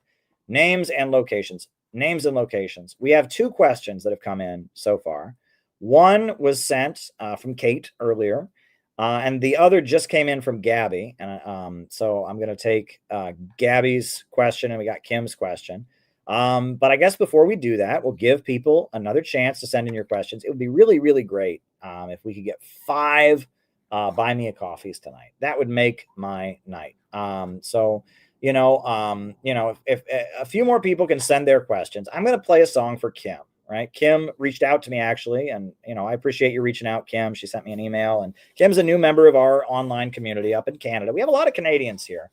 But anyway, Kim, I didn't know she was in Ontario. Knew she was in Canada. Didn't know she was in Ontario. So I am going to play a song for Kim. You may or may not like this, Kim. I don't know if you'll like this song or not. I for a long time, I really liked, there was a communist composer from Britain, named, he was originally like an experimental composer, but he had like a revelation or whatever. He had like a great awakening, and he became like a hardline anti-revisionist communist, first supporting China and then supporting Albania. And after he like had his communist awakening, he decided he would only write what he called people's liberation music. And he wrote a lot of songs that have wild lyrics that are intended to communicate like Marxist Leninist principles. And they're wild. They're really, really wild songs. And I like them kind of ironically. The lyrics are a bit forced. Let me put it that way. The lyrics are not the most poetic because he's like trying to like cram a hardline communist message down your throat. So one of the first songs by Cornelius Cardew I ever heard was called The Workers of Ontario. It was a song he wrote for the labor movement in the Canadian province of Ontario. And I immediately, as soon as I heard it, I had an image in my head. And it was of a puppet, like Sesame Street, of a puppet with a construction worker hat on, singing the song, a hard-hatted puppet. And I thought after the revolution in Canada, on the Sesame Street of socialist Canada, they'll have a puppet, a Muppet singing this song.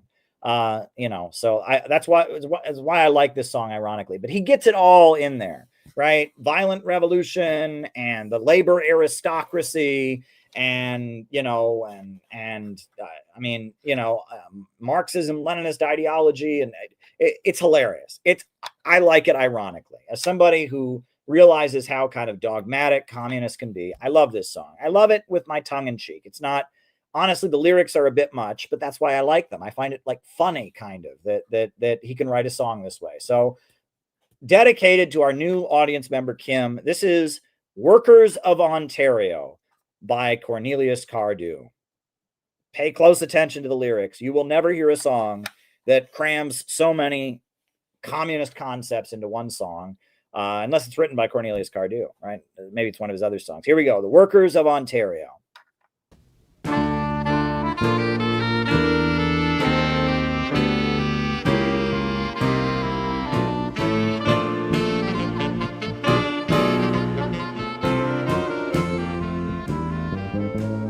We are the workers of Ontario, the workers of Ontario. We hail from the north and from the south. In the north we mine the ore, in the south we manufacture. We are a part of the Canadian proletariat. We are workers of Ontario. We work for the rich of the United States. We work for the rich of Canada. We work under the yoke of wage slavery, hauling the riches out of the earth, manufacturing commodities for the rich to sell. We are the workers of Ontario, a mighty section of the Canadian working class. We are the workers of Ontario. The lyrics get a lot better. Just hold on. The workers of Ontario. We hail from the north and from the south. In the north we mine the ore, in the south we manufacture. We are a part of the Canadian proletariat. We are workers of Ontario, long oppressed by the graft and corruption, brought into the organized working class by the blacklegs, the sellouts, the traitors, the labor aristocracy, those who swear by the name of capital. Big bosses of the auto workers stealing out the unions. Every one of them wants our blood to be sucked. We are the workers of Ontario, the workers of Ontario. We hail from the north and from the south. In the north we mine the ore, in the south we manufacture. We are a part of the Canadian proletariat.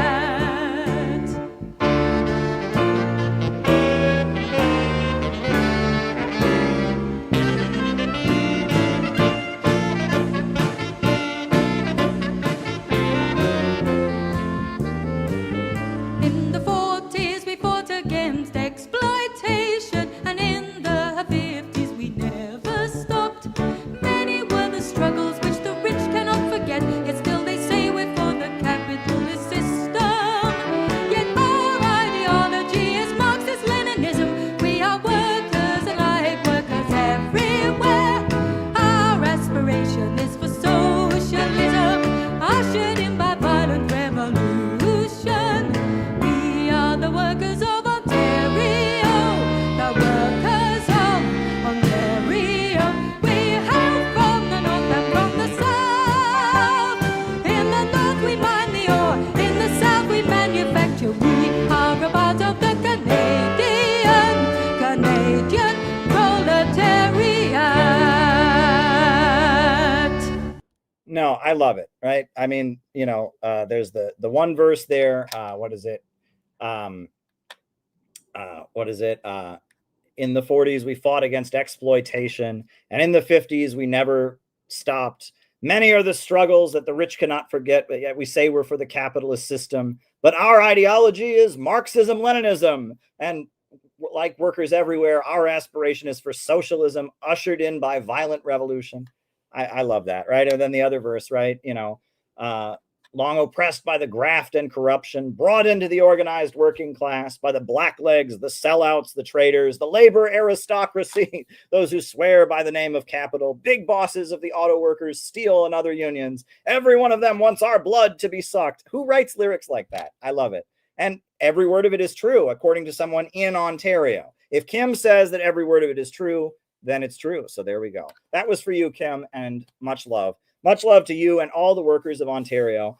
In the South, you mine the ore. In the North, in the North, you mine the ore. In the South, you manufacture. You are part of the Canadian proletariat. I love that song. I really, really do. I love it, and it's like I'm not completely hating it. I mean, it's kind of fun in a way, but it's also like it's pretty intense lyrics. But that's why I love it. But anyway, good times. All right. Well, like I said, so, send in questions. Buy me a coffee is the best way to send your questions. We got three things that have been sent in. So we got 2 questions that have come in. And then one was just like the person just said, thank you. And I appreciate it. Someone, Honda, somebody, sent me a message and said, thank you as buy me a coffee. Well, you're welcome. But yeah, send in some questions, right? We got one buy me a coffee question and we got one question from Gabby. So I'm going to do both of those questions. I'll do Kate's question on buy me a coffee. Now I have to be careful.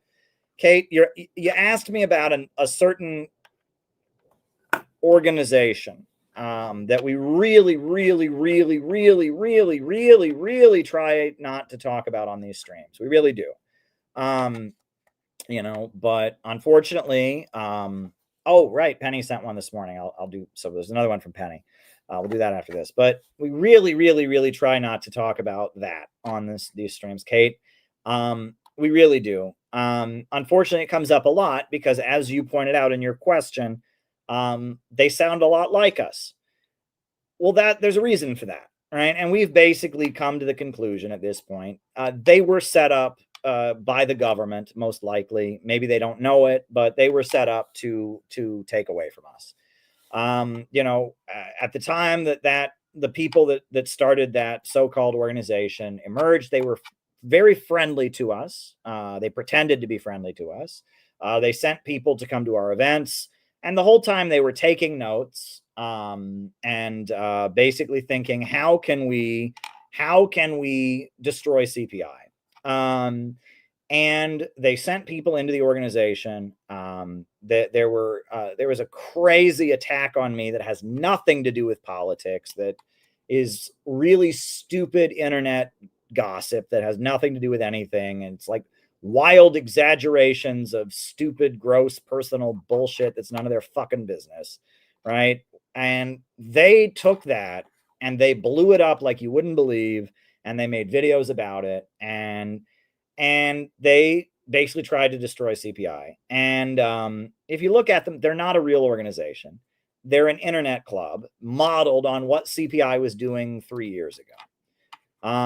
They saw what we were doing 3 years ago, and it appears to me that the FBI and the government said it's very dangerous what CPI is doing, because people are joining this real group. So, and the way that they're getting involved is they're watching YouTube. So we're going to create an organization that will sound like them, that will be boosted artificially online to kind of prevent people from joining CPI.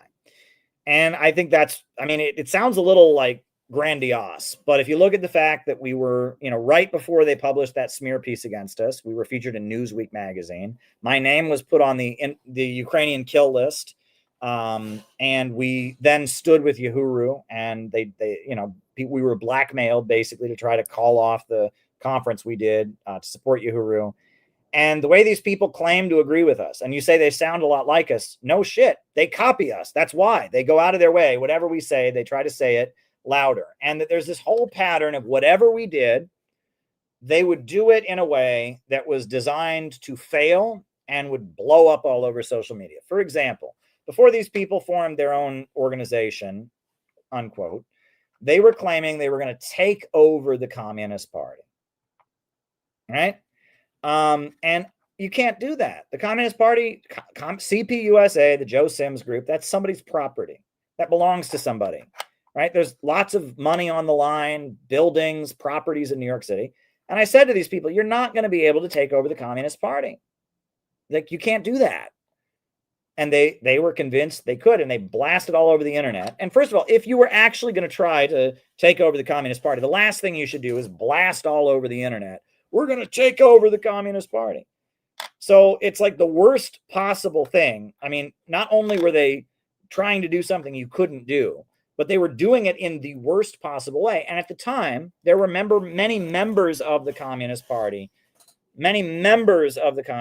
that were in CPI. We allowed dual membership. And there were many members of the Communist Party that were in CPI. And we were trying to perhaps nudge the Communist Party to be more supportive of anti-imperialism, more supportive of Russia. And there were a lot of people in the Communist Party who really liked our streams and stuff like that. And they ruined it intentionally, right? And they were announcing, and of course, like the Communist Party, I wanted to be friendly with the Communist Party. Many times, the Communist Party leaders were given my phone number. I said, I will happily meet with you. I worked just blocks away from their office. We wanted to be friends with the Communist Party because so many Communist Party members were joining CPI. And they then, out of the blue, they just appeared on the internet and started announcing, we're connected to CPI and we're going to take over the Communist Party. And of course, the Communist Party flipped out and panicked and had an anti-CPI hysteria, published a smear piece on their website. I noticed they've never published a smear piece about this other organization, but they've smeared CPI. And they were basically ruining our ability to influence the young people in the Communist Party. And it was wackadoo. It was one of the most bizarre things I've ever seen. That was the first thing that they did, right? And then our position also was that many people in the MAGA movement are against the FBI. Many people in the MAGA movement are anti-war. After January 6th, I made a special message to Trump supporters from a communist. And so what did they do? They announced MAGA communism. And I heard that and I thought, that's the dumbest thing ever. No MAGA person is ever going to listen to anything that has communism on it. And no communist is ever going to listen to it. It was like the most cringe internet thing, but it got boosted like you wouldn't believe. It was ever MAGA communism. Another thing about CPI, we are not anti-gay, right? We are not. There were trans people. There are still LGBT people in CPI. Your personal life and your sex life is none of our business. And that was our position, right? And we never advocated. We said, look, if you want to turn CPI into a trans rights group, you're in the wrong group. We're not going to talk about bathrooms. We're not going to talk about sex workers. We're not waging culture wars. But if you feel homosexuality is wrong because of your religious beliefs, you're welcome in CPI, as long as you don't bully anybody else. And if you are LGBT, again, you're welcome to be in CPI, no matter what your sexual orientation. It's not our business. But if you're going to demand that we turn into a rainbow flag group and all of that, you're in the wrong organization. That was always our position, was live and let live. Your life is your business. We don't take a position on people's personal lives. Well, these people, out of the blue, they just appeared and suddenly, they used the word faggot, queer. Everything they did was trans people are a conspiracy, trans people. And they actually sounded really hateful and bigoted, which is what the left was accusing us of. We were never that. We never were hateful and bigoted. We just said, it's not what we should focus on. And we were neutral on that, on abortion, on gay marriage, on sex work, on all of that. We were neutral. We just didn't want to get involved in the culture wars. Well, they did the exact mirror opposite of what all the woke people do. All the woke people are obsessed with trans, obsessed with those issues. And they just were obsessed also, but they took the right wing, internet dude bro manosphere positions. And again, it was like everything we did, they took it and they distorted it in a way that would be ineffective. And suddenly they got blasted everywhere. The leftist version of Nick Fuentes, or the communist version of Nick Fuentes. That's what they are. They go out of their way to sound like us, right? And sabotage us. And they were friendly to us for a while, but the whole time they were sending people into our organization and trying to figure out how to wreck CPI, basically. It was an intelligence operation, I am convinced.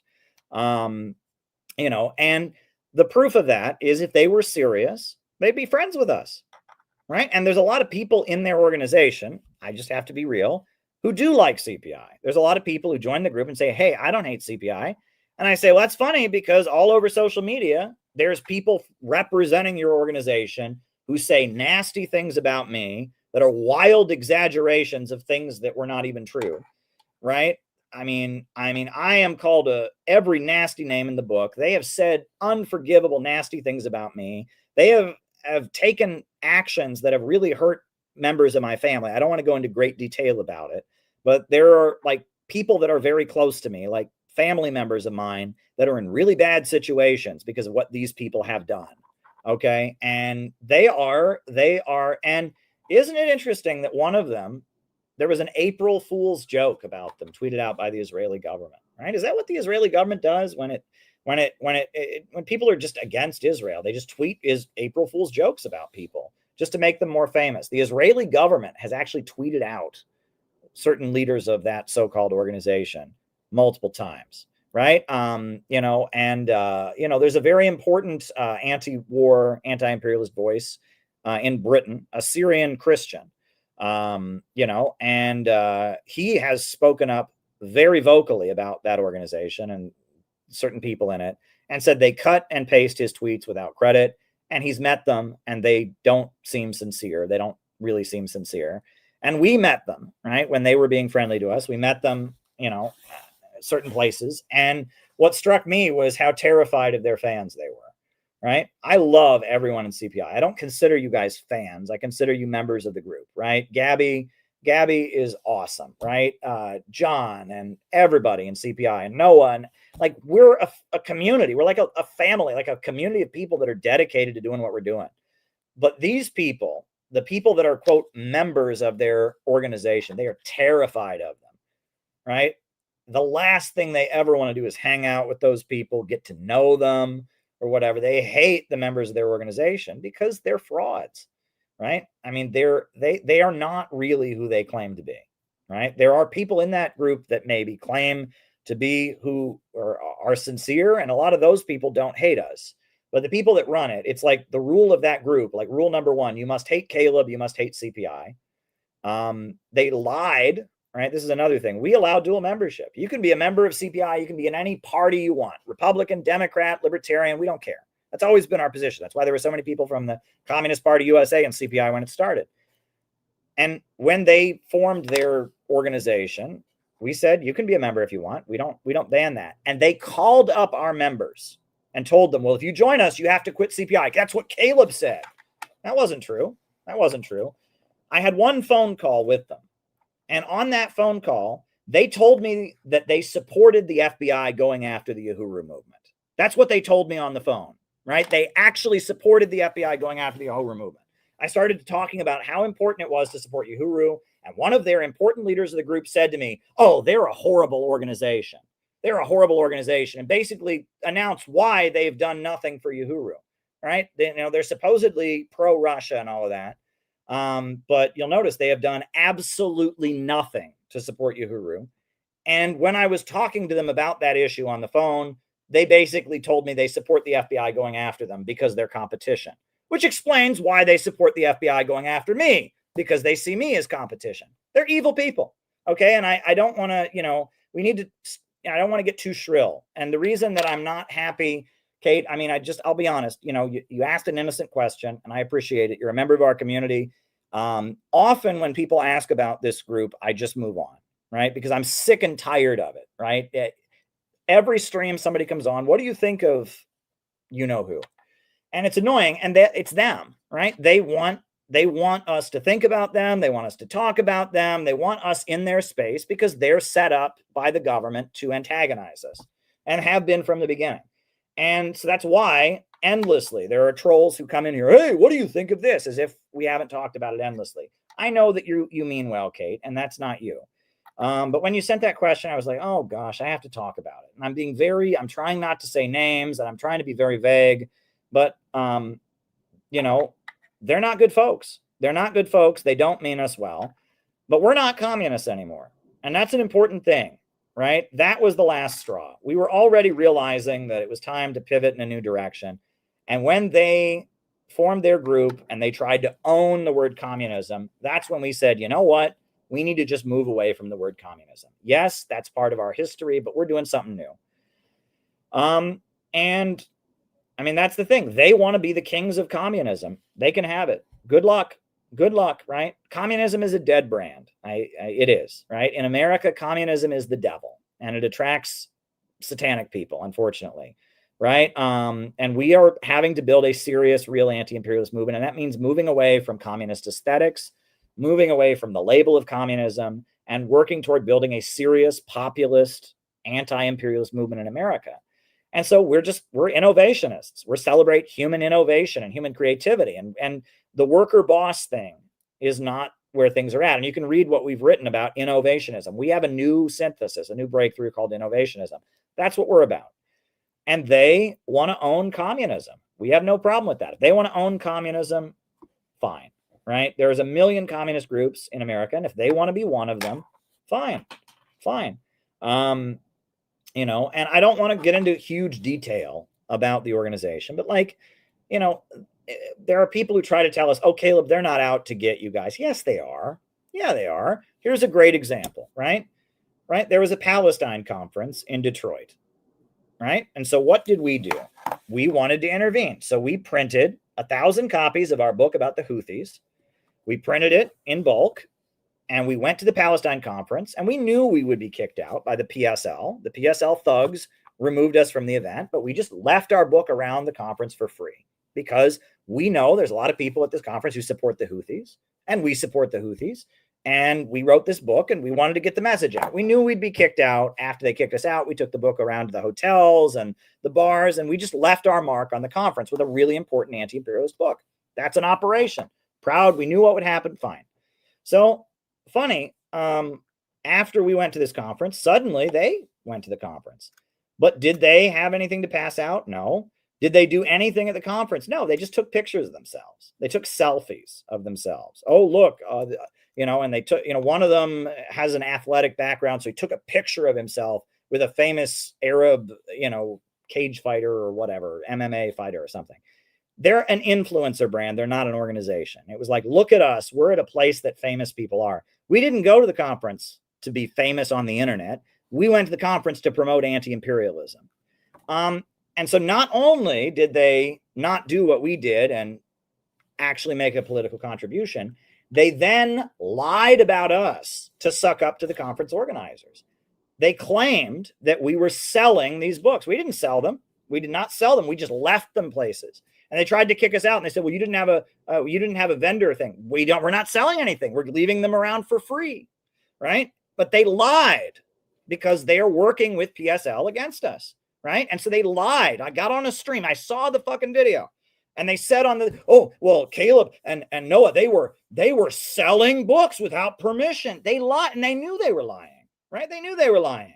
Right. Because they're liars. They're fucking FBI. They're liars. That's why.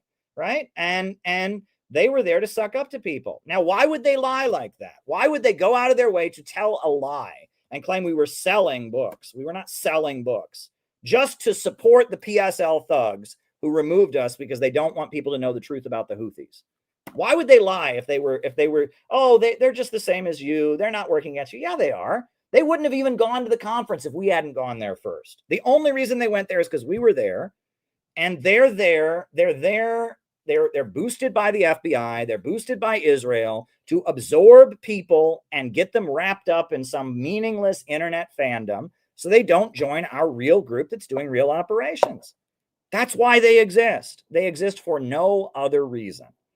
Okay? And if CPI hadn't existed, it wouldn't have been necessary for them to do their take over the Communist Party thing. It wouldn't have been necessary for them to do their stupid MAGA communism thing. Wouldn't have been necessary for them to do their homophobic, ethnic and nasty racial slurs. The only reason they exist is as an operation against CPI. That is the only reason they exist, right? Is the government is very afraid of CPI, and they were part of engineering. They bragged on a stream. They were involved in engineering a very nasty personal attack on me that has nothing to do with politics. They engineered it at a time we were being blackmailed and basically threatened by the FBI because we supported the Uhuru movement. So, I mean, these are the facts, and I stand by these facts. I stand by them, right? And and again, why have they? If they're so pro-Russia, why have they done nothing for the Uhuru movement? One of their own people, I don't know, I don't think he was a member, but someone who was around them got his home raided by the FBI. Someone who's around them, and somebody, there was somebody who was in our circles for a while. I'll just end with this. Not going to say his name. There was somebody, a young man who's disabled, who is very chronically online, who was kind of around CPI, went to some CPI events, and he pivoted to being around them. But he was still talking to us, still talking to them. And we finally just cut him off because he was spreading rumors about us. And I mean, he was saying things that were not true and all of that. We just finally just cut him off. This young man. Well, anyway, one day I'm sitting at my computer and an email comes in from the Committee to Stop FBI Repression, which is, run by Freedom Road Socialist Organization. This disabled young man who we finally just cut him off because he wouldn't stop talking shit against us for them. This young man had his home raided by the FBI. His electronics were taken. And Freedom Road Socialist Organization had a petition on their website supporting him and helped him get a lawyer. Why didn't they do anything for him? They did nothing for him, right? I mean, he was such a big supporter of their group to the point that we cut ties with him because he was so much in bed with this group of people that were nasty. This young man who's in their circles, was not a member, got his home raided by the FBI. They've done nothing about it. There's not an article on their website and all that. And isn't that interesting? You would think, but they basically left one of their own out to dry, right? Because, and, they don't care, right?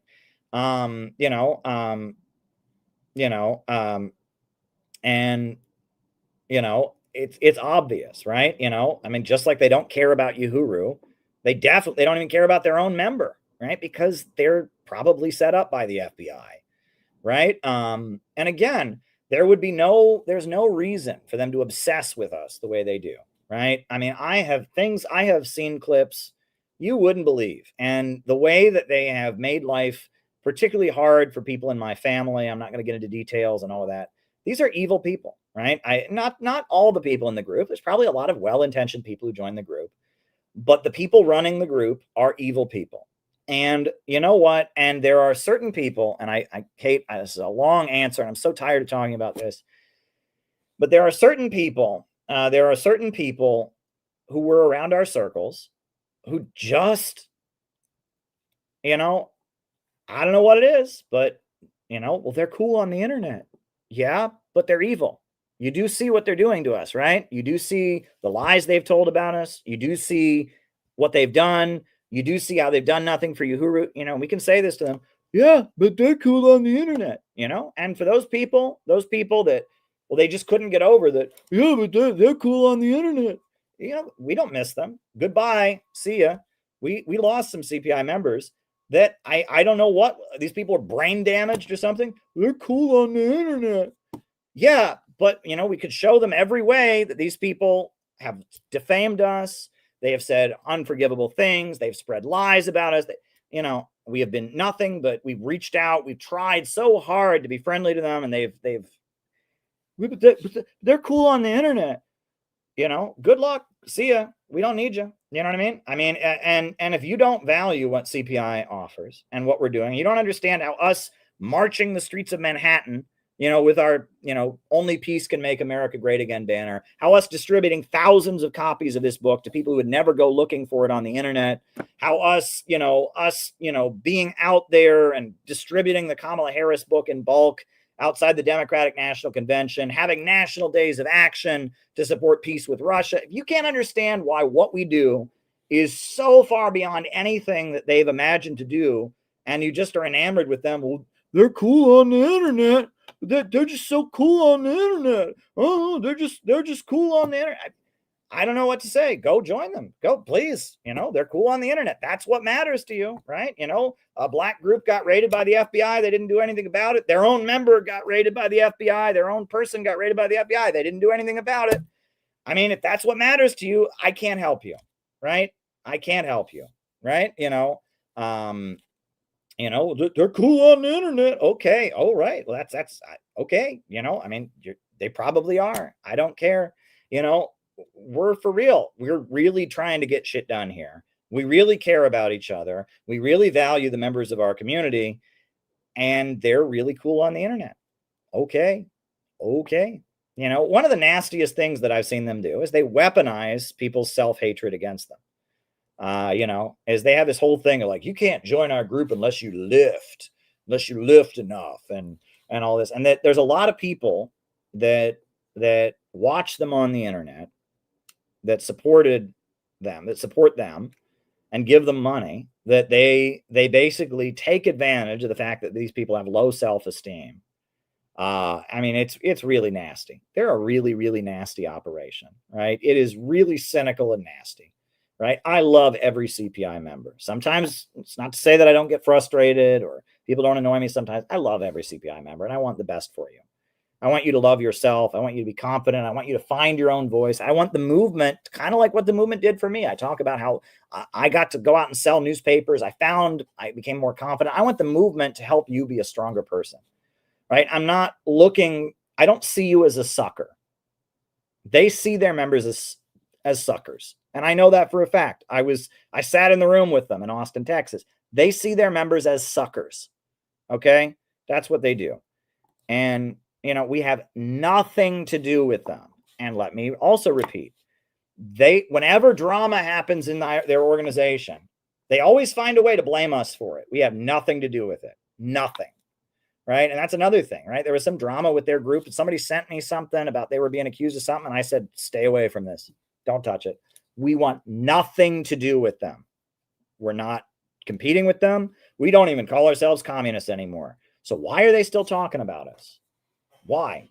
I post a video about Joe Sims and they mysteriously, they consciously look at whatever we do and they copy it and amplify it in a way to try and make us disappear and try and make it cringe, right? And there's nothing we can do about that, but they are an op. They are an op. And if they were not, they would not act the way they do. If they were a serious organization and there's somebody like me who's been doing this a lot longer than they have, who's sounding like they do, they would want to get along with me. Instead, they are desperate. They have tried to get me fired from my job. They have spread all kinds of disinformation about me. They're basically a troll farm. They're not a party, they're a troll farm. And it's run by some people that if they're not working for the FBI, they should be. Because the desperation with which they are so determined to destroy CPI. I mean, they think about us 24/7. And they are sitting there constantly going, how can we destroy CPI? How can we destroy CPI? Anyway, I could go on. I've said way too much about this, Kate, because I care about Kate. I really value you. I met you in person at a Palestine rally and, you're involved and, I appreciate you. So you asked this question, you deserve a fair answer, but I've said way too much about this on this stream. And I'm honestly, if somebody else asks about this with a Rumble rant, I'm just going to refer them back to this stream. Because I really don't want to talk about this. And that's what they want. That's why every stream they send 2 or 3 people on there. Hey, have you ever heard of, have you ever heard of that? That's what they do. Right. And it is a sinister psychological operation, basically. Right. In the 1960s and 70s, there were a number of communist groups that were set up by the American government to try and play intelligence games with China. One of them was called the October League. And you watch, there's a documentary called like The Last Days of Mao or it's about Deng Xiaoping coming to power. And there's a photographer in the documentary who worked for mainstream media. And he said, I couldn't get a visa into China. So I joined the October League, this communist group, so I could get a visa. And that right there tells you, this guy was he was a mainstream media reporter. He's basically a CIA spy. To get into China, he joined this communist group called the October League. And the more you look into the October League did some really strange things. And it looks like the October League, the people running it had some kind of intelligence connection, and it was about getting Americans into China or something like that. And it's been admitted that there were some communist groups that played that purpose. And I look at them and I ask a lot of questions. Why are they so desperate to displace and destroy us and me on a personal level? Why the insane vendetta against me on a personal level? It makes no sense. Why the taking what we do and amplifying it in the most cringe way? I mean, who knows? I don't know. But I'm telling you, everything that they do looks like it's a government operation against CPI. And, if they weren't, all they would have to do is stop trying to destroy us, stop talking about us constantly, and stop trying to get us back in your space. We want nothing to do with you. You own the word communism. Fine. You're the communist. You can own communism. We want nothing to do with you. But yet, every time they have a drama and they kick somebody out of their group, they accuse them of secretly working with us. They're desperate to have us in their space. And that's what makes me think that's the reason they've been set up. So anyway, that was a really long answer, Kim.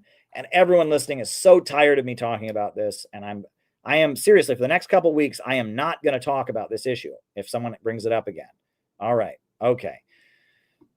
So next question is, I guess Penny is the next question, right? Because Penny sent a coffee this morning. So I have to do Penny next. Penny. All right.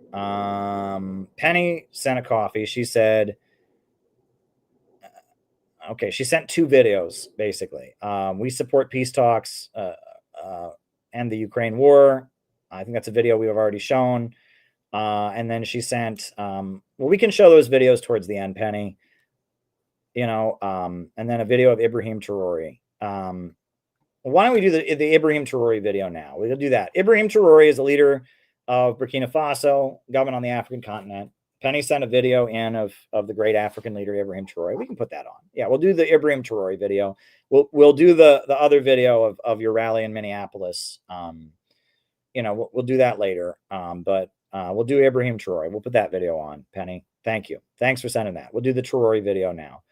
Okay. And then we'll answer the rest of the questions, because a lot of people have asked questions, and I'm glad people have sent the questions. All right. So this is Ibrahim Traore, the leader of Burkina Faso, the great African anti-imperialist leader, talking about, talking about innovation and technology. Here we go. Quand le chef de l'État, le capitaine Ibrahim Traoré, parle de créativité, d'innovation et d'engagement, la jeunesse burkinabé se met au travail.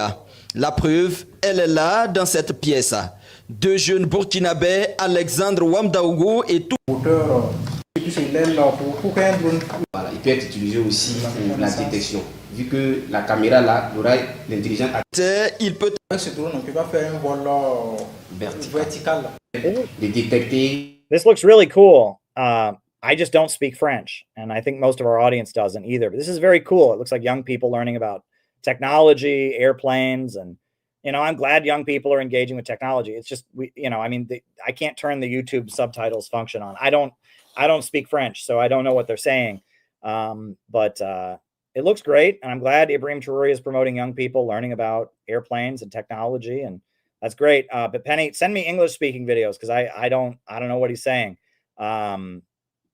Charles said, I heard vertical. That's what I understood. Okay, vertical takeoff. Oh, it's a drone. Oh, that's very cool. Okay. You could turn on English audio. No, I can't, because I had to upload it into StreamYard, Penny. I can't. No, I cannot. No, I can't. If I was playing it on YouTube, I could do that, but I had to download the video and upload it into StreamYard. You're making me crazy. You're asking me questions about people I don't want to talk about, and now you're sending me French videos. You guys, no, I love you all, seriously.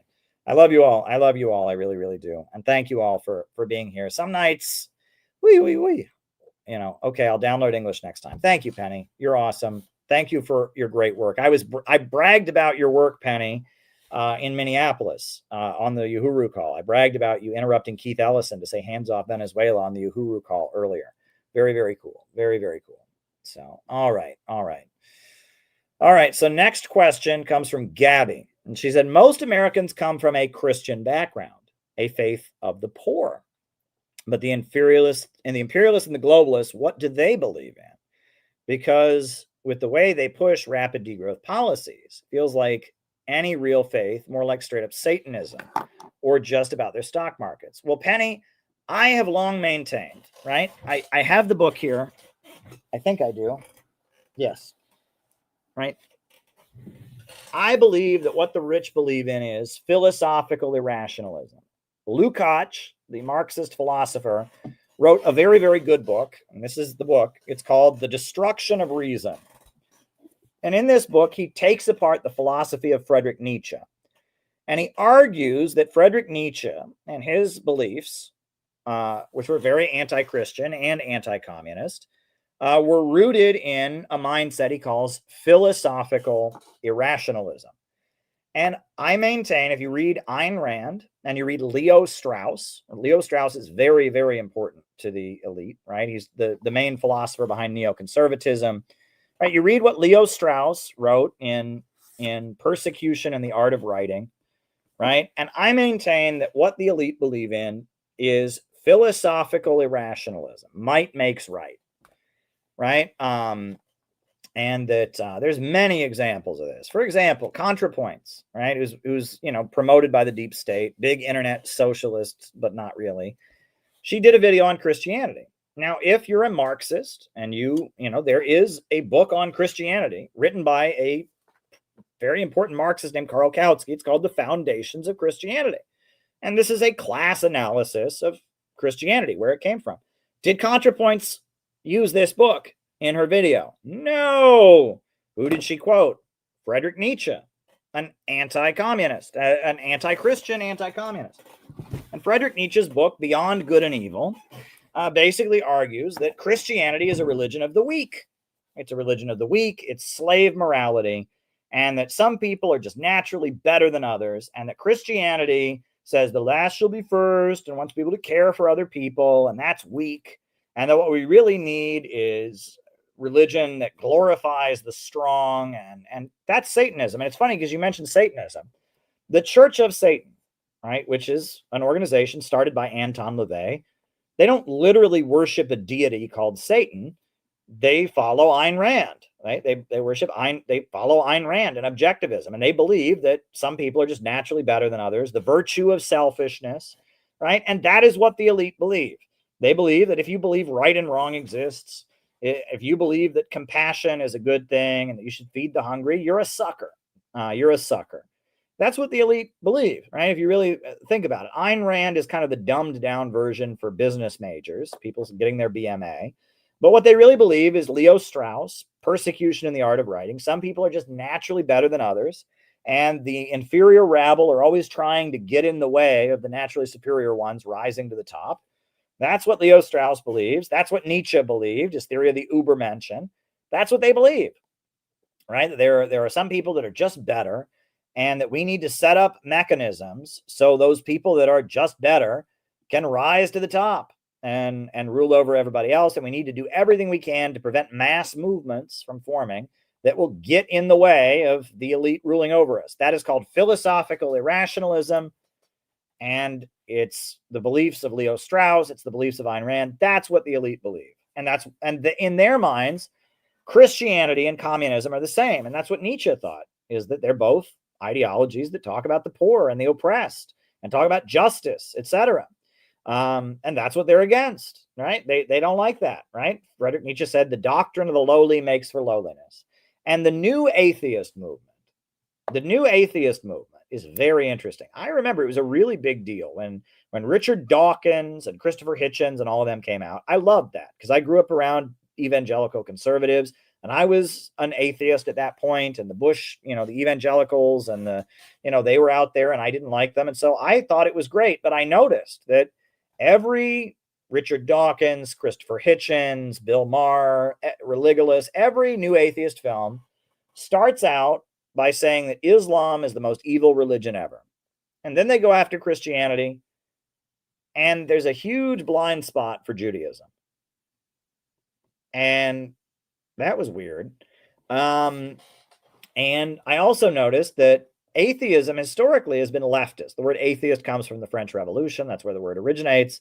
Atheism was associated with communism, but the new atheist movement is very, very, very pro-imperialist and pro-Zionist in particular. It views Islam as the biggest threat, and new atheism is very pro-capitalism, pro-imperialism, and it frequently references communism as a religion, the same way Nietzsche does, right? It's a movement for the downtrodden. They hate communism for the same reason they hate Christianity. There's a famous clip. Well, it's not famous, but when Bill Maher was interviewing what's her name, multiple times, right, in the movie, Bill Maher has said that North Korea is just like Christianity. It's just that communism is their religion instead of Christianity, instead of God. And there's actually a clip where Bill Maher is interviewing one of the ex-members of the Church of Scientology, Leah Remini, and he said to her, Scientology is just like communism, because all the people in Scientology spend, they don't have fancy cars. None of them have fancy cars because they spend their money on Scientology.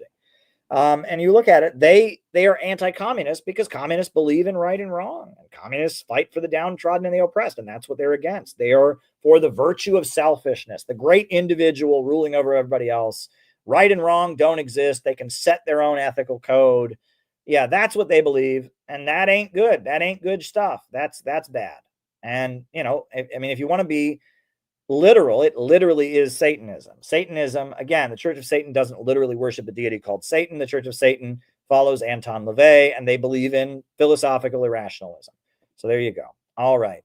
John McCarthy says, speaking of Jacobin lies, it's great to see Anna Kasparian finally apologize to Aaron Mate. She needs to do the same with Jimmy Dore and Tulsi Gabbard. Yeah, I don't know what to make of that. That's interesting. I'm glad that Aaron Mate finally got an apology from Anna Kasparian. That's good. And Anna Kasparian, I will say she's saying a lot of things that are better than what she used to say, but part of me finds it very hard to even let myself hear her say it because I'm so angry with her. The way she went after Gray Zone, the way she went after Jimmy Dore, and she targeted them for saying the same kind of things she's saying now. And it'd be one thing if she were to apologize, but so far we've gotten one apology to Aaron Mate, and the apology was for alleging he worked for Russia. It wasn't for, disagreeing with him about what he said. It was just alleging he worked for Russia. I'm paying attention to that situation very closely. Okay, that's all I can say. I'm paying attention to that situation very closely. I would like Anna Kasparian to get better, and that should be our position on everybody. If people start to move in a good direction, we should hope that they get better. And that applies to even the people I was ranting about before, right? If they start to get better and start to not be assholes and start to, we should encourage that. People can be wrong and make a mistake and change. I'm one of those people, right? I was wrong at one point and changed, right? And conditions change. The role that different political forces play changes. A lot of things can change. So, I hope that Anna Kasparian keeps getting better, and I hope she apologizes to Jimmy Dore, and I hope that she becomes a sincere anti-imperialist. And I think that's the right thing, and that while I am still, she's not in the good place with me at this point. I'm not ready to full on embrace her, but if she continues getting better, that's a good thing, and it is the right thing to do, to not just go, oh, but she's a fraud, to say, okay, there's been some movement in a good direction. Let's hope it continues, right? Let's hope this is her redemption arc, right? That's a new thing that people say, the redemption arc. Let's hope this is the beginning of her redemption arc and that she just continues to get better. And someday she speaks at a CPI conference and says, Caleb, you're the most brilliant person I've ever met. CPI is the greatest organization. I don't know why I didn't listen to you guys. I'm going to sign over all the millions of dollars I've made from YouTube to CPI so that you can build a huge anti-imperialist training center in the heartland of America. And, I'm just kidding, of course. But, who knows, right? Aim high, right? Aim high, as they say, right? I will say, before she really got bad, I will say I enjoyed her debate with Ann Coulter because Ann Coulter debates a lot of liberals. And, she's the Young Turk. She was a liberal. And when she was just kind of just a regular liberal and she debated Ann Coulter, she didn't fall into the trap, because most people who debated Ann Coulter, what they would do is they would have a list of crazy things that Ann Coulter had said, and they read them off, and Ann Coulter goes, "Yeah, I said that." And all Ann Coulter's fans laugh. And Ann Coulter, her shtick is she's kind of forgotten now, but Ann Coulter used to be, a fixture of conservative media. And her shtick was she would say things that are over the top and ridiculous, like women shouldn't be able to vote, and all kinds of crazy stuff. And it was like comedy, right? It was like insult comedy to offend the liberals. And the idea was that liberals would get offended by it, and it was like a game. It was like, it's like the bully, who like pokes you and is trying to get a reaction. That's basically what she did, right? She would say things that were ridiculously offensive, and liberals would go, "Oh," and then that was the joke, right? That was the game. And every debate Ann Coulter ever had with a liberal consisted of them reading off things she said and saying, "How can you say that?" And Ann Coulter would be like, "That's right, I said that." And Anna Kasparian didn't do that. And I was like, damn, this is the first time a liberal has debated Ann Coulter and not fallen into that trap. Anna Kasparian actually argued with Ann Coulter about policy. And she demolished Ann Coulter because of it, because Ann Coulter is very weak on policy, or at least she was back then. All she had was this insult comedy routine, and where she said things that offended liberals. And Anna Kasparian didn't do the "I'm triggered by the thing that you said," and I thought that was good. And I was actually kind of impressed that the way to debate somebody like Ann Coulter is not to read off a list of things they said and be triggered by them. The way is to just say, "What are you for? What are you for? No, really, what are you for?" And don't let them play this trigger the libs game, but actually engage them. That's the way you do it. So I thought she handled that. That was an instance where I thought she did a good job. Honda Fest says, "Thank you." Well, thank you, Honda Fest. I do the best that I can. Kim in Ontario said, "I'd like to wrap my head around Trump." Are you sure of that? You might hurt your neck. I'm just kidding, Kim. "I despise the man, yet there are so many otherwise decent people that support him. It's weird. I have no words." Well, Trump is a self-serving politician who's working in his own interest. And because of that, he gives voice to a lot of populist, anti-establishment sentiments. And it's kind of like Ann Coulter in a way. It's that there are a lot of self-righteous, smug people who Trump offends. And a lot of people that are angry at the establishment appreciate watching Trump offend self-righteous, smug people. Trump, I will say, on a lot of issues, he's not there, right? The immigration thing is, I'm not impressed. It's like mass migration is a problem, okay? And we can't pretend there's not a problem there. But the idea of criminalizing the communities, the ICE raids, no, right? The pro-Israel stuff, the anti-Islamic stuff. There's a lot of things about Trump I don't like. But, he says he's going to end wars. He hasn't done it. He says he's going to, prioritize making the economy better. That's what the president should be saying. He rails against the liberal order. It's a good thing. Look, hang me for saying it. That's an expression, right? You're not literally going to hang me for saying it. But hang me for saying it. But it's a good thing Trump won the 2024 election. Okay. If Trump did not win the 2024 election, Scott Ritter would be in prison right now. I would be in prison right now. And we would probably have escalated toward an all-out World War III against Russia, at the very least, right? Trump has been awful in his first term. And honestly, I don't know what's going to happen. I mean, I'm part of me is starting to wonder if he's going to be in office for very long. I mean, this Epstein thing, he's so unpopular right now. And this Epstein thing could spin. And I feel like Trump may not be long for the White House, honestly. And that scares me a little bit, because who's going to replace him? But Trump is doing very badly right now. But that said, could have been worse. Could have been worse. And Trump during the election, I mean, he's at least trying kind of to negotiate an end to the Ukraine war, but look, even if Trump had not done anything differently than what Kamala Harris would have done, which she has been different than Kamala Harris to some degree or other. Even if he hadn't, right? The American people in 2024, they had the option of voting for a candidate who said he was going to end wars and a candidate who said she was going to fight and prolong the war in Ukraine as long as she could. And the American people voted for the guy who said he was going to end wars. That's good. During the 2024 election, the American people were presented with one candidate who said he was for free speech and against censorship and political correctness. That was Trump. There's another candidate who said we need a government crackdown on disinformation. And they voted for the guy who said he was for free speech. That's good. He wasn't. He certainly doesn't believe in pro-Palestine free speech. But regardless, that's what he said. And the American people voted for somebody who was saying the right thing.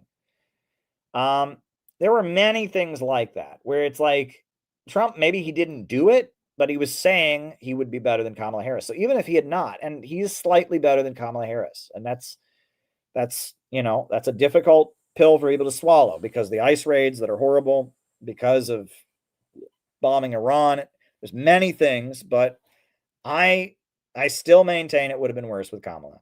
And I also think there's potential in Trump to do better. He could actually end this war in Ukraine.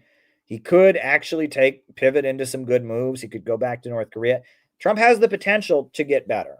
He hasn't done it yet. And he should look at the polls, but yeah, I do maintain that.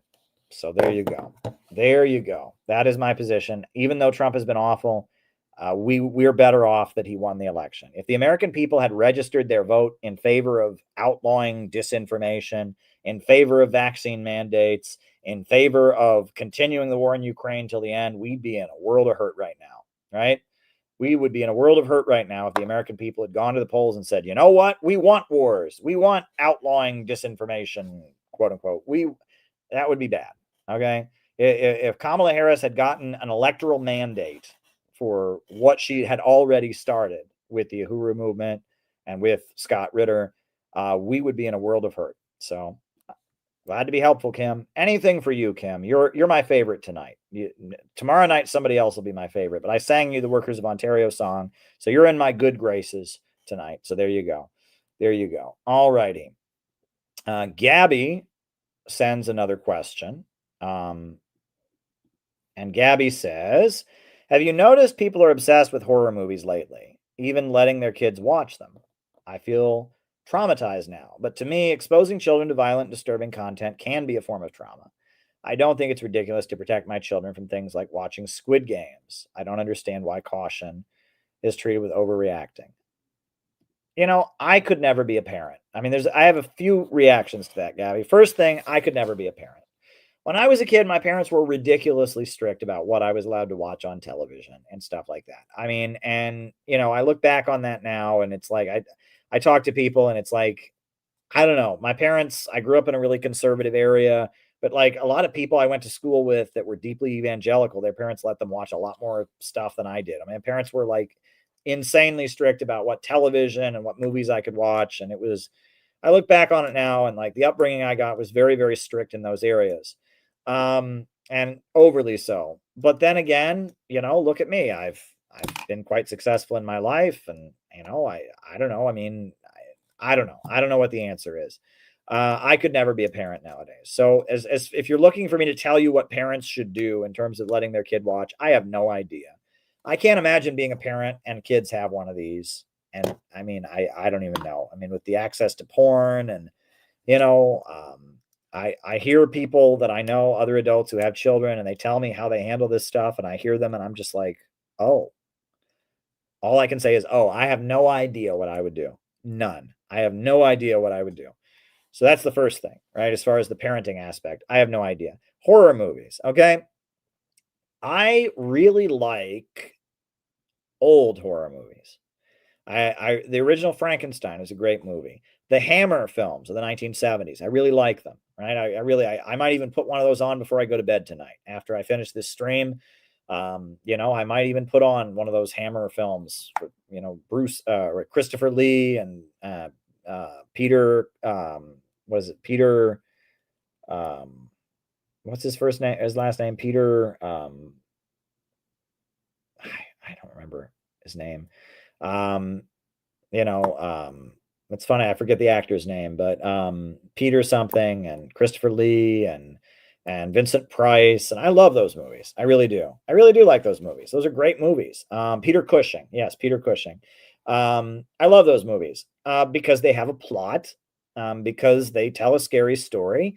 They're a little sexy, especially the Hammers films. You know, there's women with cleavage and stuff. There's gore, there's blood. You know, but it's about the story. It's about vampires. It's about werewolves. It's about zombies. It's about Plague of the Zombies is a great movie, right? They're scary. They have some blood. They have some sex, but they're movies, right? And often, the critique. I look on the internet. A lot of the goth people don't like those movies. They say they're moralizing. Yeah, the good guys win, the bad guys lose. They're moralized. God forbid that.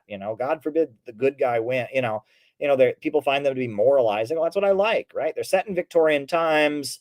The vampires and the zombies are evil. The innocent young girl is protected by the heroic vampire hunter, the good guy, right? Right and wrong exists. Right triumphs over evil, but evil is scary and bad, and there's some gore and there's some sex, whatever. So I had never seen a slasher movie until I was like in high school, right? And I remember I went to the video store. Remember that? I think I got a DVD or a video, and I watched like Scream. I'm like, what the hell is this? I had never seen that. And I'm like, this is not entertaining, right? And there's all the Halloween movies, and I guess now there's Saw and all this. I can't watch that crap. I have no interest in watching that, right? The people call them jump films, where it's like the sound is like you're supposed to get startled and jump. I cannot watch that crap. I just can't watch it. It's not entertaining. It is some kind of creepy rape porn. I don't know what it is, right? It's like serial killers were a big issue. Serial killers, I've talked about this on streams before. We didn't have serial killers until 1888, right? There were murderers, there were people who killed people, but the guy who kills women for sexual pleasure, that had never happened until Jack the Ripper in 1888 in Whitechapel. And it was a form of mental illness that was particularly unique to imperialism. Until the rise of the imperialist stage of capitalism, it had never existed before. You'd never had guys that were so sexually perverted, they said, you know what? I am going to go hire a prostitute and cut her in a million pieces and, cut up her organs and do it. No one had ever done anything that evil before, right? And that, like, you have to be really, really, really fucked up in the head to be Ted Bundy. You have to be really, really fucked up in the head to be Jeffrey Dahmer, right? That kind of serial killer, that kind of evil had never existed before in the world. And, and it is unique to imperialism. And I've talked about this. I talked about the Atlanticist pathology, and it was rooted in the Victorian culture, that something was going on in Britain. The British Empire was doing weird shit. If you read Sigmund Freud was very big in that time. And Sigmund Freud was all about sitting on the couch and men and women in Victorian times paying him a lot of money to just sit there and tell him their sexual fantasies. And a lot of Sigmund Freud's writing is like, what in the world is going on? Something was weird. As colonialism was at its height, capitalism is entering the monopoly stage of imperialism. The culture is getting fucked. And part of our unique analysis in CPI is what we call the Atlanticist pathology. Serial killers are part of the Atlanticist pathology. Never before in human history had anyone ever done anything like that, right? People did evil shit, but not that. And what started with Jack the Ripper and peaked in the 1980s was a unique form of insanity. Slasher movies are movies. They started making them in the 70s. Movies that are like horror movies about that kind of killer, right? About serial killers, basically. And it's weird, right? And it's like beautiful women being stabbed to death by man in mask, right? Scream and Halloween and all that. I cannot watch that crap. I do not, and it's not interesting to me. It's not, I just don't find it entertaining. It's boring. I'm just like, this is gross and boring, right? It's like porn, right? You've got like beautiful women, scantily clad, porn with murder in it. Like something's fucked up there. It doesn't usually have much of a plot. And it's a thing in American culture, right? And it's really, really unhealthy that those are popular films. It's I don't know why people find it entertaining. I don't know why it's become a whole genre of movies that people watch. I don't think it's fair to horror movies to call them horror movies, right? The Hammer films that I like with Christopher Lee and Peter Cushing, those are horror films. Slasher films are just, it's some kind of weird, fucked up, late Cold War American porn is basically what it is, right? It's not technically porn because it doesn't have intercourse in it. It's not, it's R-rated. It's in with R, but it's really unhealthy. I got to say, whatever it is. And I have never watched Saw, and I don't even want to give it a chance. And I just don't like that stuff. I just don't, right? I just don't like that shit. And I don't understand the appeal of it. And something's deeply wrong. That's what, I'm not a fan, not a fan. I will say though, I watched a few years ago, I watched Psycho, which was the detective. It was the film made by Alfred Hitchcock in the early 60s. And Psycho, right? Alfred Hitchcock made detective thrillers, right? Vertigo and The Birds. And, he made like detective thrillers that were kind of horror movies. He made this movie called Psycho, right? And Psycho is probably the first slasher film, right? Right. It's about a murderer, a serial killer, but it's kind of written like a detective movie, but it's really a slasher film. And it's like, it's got 1 foot in detective movie and 1 foot in what we now call slasher films. And it was good for me to watch it because it ends like the final scene of the movie. I'm not giving anything away, is the detective sums it all up and gives a long speech explaining what happened. Right. And the other thing is the woman at the beginning of the film who gets killed is committing adultery, right? She's cheating on her husband and she stole a bunch of money from her employers. And it's like at the time, the only way they could have a woman be brutally murdered in the shower like that was she had to be bad. She had to be getting what she deserved, which is odd. I find that odd, right? There used to be a lot of crazy laws about movies. I don't know if you know this. I think a lot of them were not laws. They were industry codes, right? They were not like the government wasn't saying it was illegal to make a movie like this, but the industry, there was like a regulating board made up of the Hollywood film makers or whatever. And they had certain standards, right? Decency standards. Like, for example, I did not know this until like the 70s. It was illegal to show somebody getting away with a crime in a movie or on television. Did you know that? I think that's fascinating to me. But the idea was that if they made movies where somebody committed a crime and got away with it, well, people would watch the movie and think, well, gee, the person on TV got away with the crime. I can too. And that's actually true. Like that probably is true. And so, in the name of the good of society, Hollywood and the TV industry and all that, they said, all right, no TV shows where people get away with crimes. Well, that's interesting. We usually think of censorship as being about blood and gore or about politics or about sex, but actually some of it was we can't make movies that will encourage people to commit crimes. And there were a lot of like odd laws about that, right? And so like Psycho, right, was like one of the rules was this woman who gets brutally murdered had to deserve it, which I think is interesting, right? And there's a lot of like weird things like that. They used to not allow drunken people in movies, right? Because they thought that would encourage people to think it's a lot of fun to get drunk and it would cause alcoholism. So it used to be against the law to have somebody in a movie be drunk. There used to be a lot of these rules, and I guess those rules were still in effect at the time of Psycho. And so they made this detective movie that was kind of the first slasher movie that had to like dance around those laws, which I think is very interesting. And I watched it, and I watched Psycho, and I was like, it was a well-made film, I guess, and it was kind of pioneering. You could say it was pioneering the film industry. Hey, what the heck? What the heck, right? Why not? Why not? So, I thought that was interesting. And then, before I saw Psycho, I saw in the movie theater after I'd moved to New York. Uh, is this actually true? This is hilarious if that's true. If that's true, that's one of the funniest things I've ever seen. Um, you know, um, when I first moved to New York, I saw they made a movie about Alfred Hitchcock, about him making the film Psycho, and that was a well-made film. And so then after that, years later, I saw Psycho, and I kind of understood the movie a little bit better. Um, um, I do know that in the 1950s, there was a big crackdown on comic books, and that the Superman comics were leftist. Leftist. Many people have said that they thought Batman was subtly gay, right?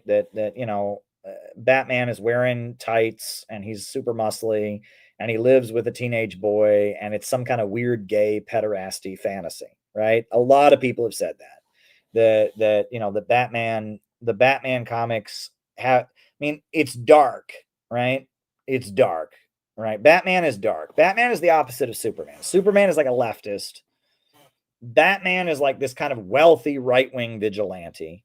So it's already, kind of in dangerous territory. The police aren't doing enough. And so he's going to put on a cape and go out and get the bad guys and get revenge.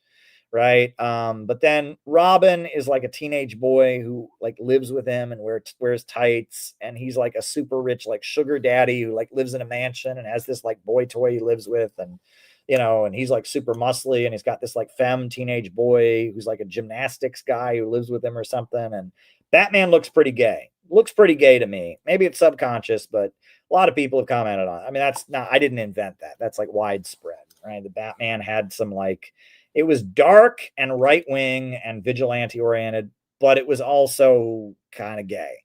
And that was interesting, right? So that was interesting. The other thing and about all of this, right, is so I guess one big part of comic book culture is that like the superheroes are wearing costumes, right? Going out to fight crime, but the villains are also wearing costumes, right? And apparently that was based on the fact that in the 1930s you had radio and you had TV, not television, but movies. You had like TV, like newsreels. And that was the rise of like famous criminals, Machine Gun Kelly and Pretty Boy Floyd and stuff like that. And that I guess because you started to have like super villains in real life, like Machine Gun Kelly, and they had comic books with J. Edgar Hoover of the FBI. J. Edgar Hoover made comic books about himself, right? And the FBI distributed propaganda to promote J. Edgar Hoover. They had radio shows where the FBI, it was like the FBI had a lot of like propaganda, you could call it, about themselves, like radio shows where J. Edgar Hoover was the hero and stuff like that. So you already had like, on the one hand, media was making criminals into supervillains. And then you had the FBI and the Department of Justice and the Roosevelt administration, like making like the FBI and making like propaganda about law enforcement, that the idea of Superman, Batman, Spider-Man, Wonder Woman or whatever, that kind of comes out of the era, right? That it was like something was happening in the culture where media was treating crime and law enforcement differently. And so the comic books kind of imagined taking what was already happening in America in the 1930s to another level, basically. That's what was going on. So I think that's interesting. All righty, folks. I'm getting tired. You all are awesome. I really do appreciate you all. Thank you. Thank you for all that you do. Thank you for being loyal to our community. And, we are a dedicated group of people who are working hard and building anti-imperialism. And, every day is an adventure. We are doing the best we can.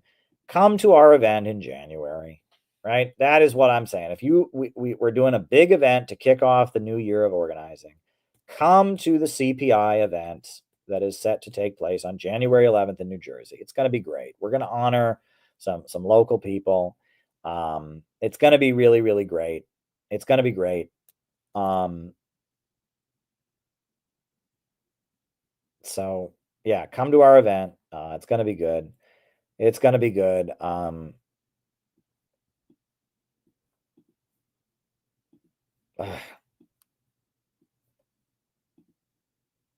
right. So I'll show your compilation, Penny. I will show it. I'm just a little concerned because I'll show it. It's fine. I'll show it. We do have people in many different cities, not just Minneapolis. Penny does amazing work in Minneapolis. We also have a good crew in Chicago. We also got a crew in LA. We got people in different cities. But yes, we'll show, Penny's video from Minneapolis. We can show it. Yes, we'll show it. We'll show it,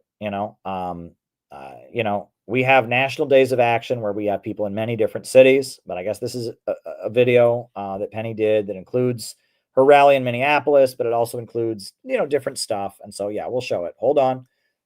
Just got to download the video, Penny. Hold on. Just downloading your video. Hold on. It has music. Well, there you go. Right. Just kind of like our event in Minneapolis or in January also is going to have music. It has music. Can I tap dance? No, it's fine, Penny. You're awesome. Penny, you do so much for CPI. You are so dedicated. We appreciate you endlessly, and the devotion, the way you get your whole family involved, and you are a very awesome member. Thank you for interrupting Keith Ellison. All right, here we go.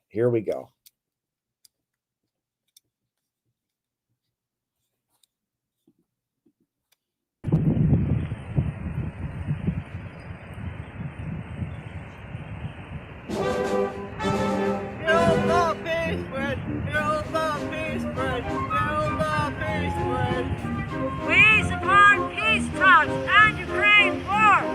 We support peace talks and Ukraine war. We support peace talks and Ukraine war.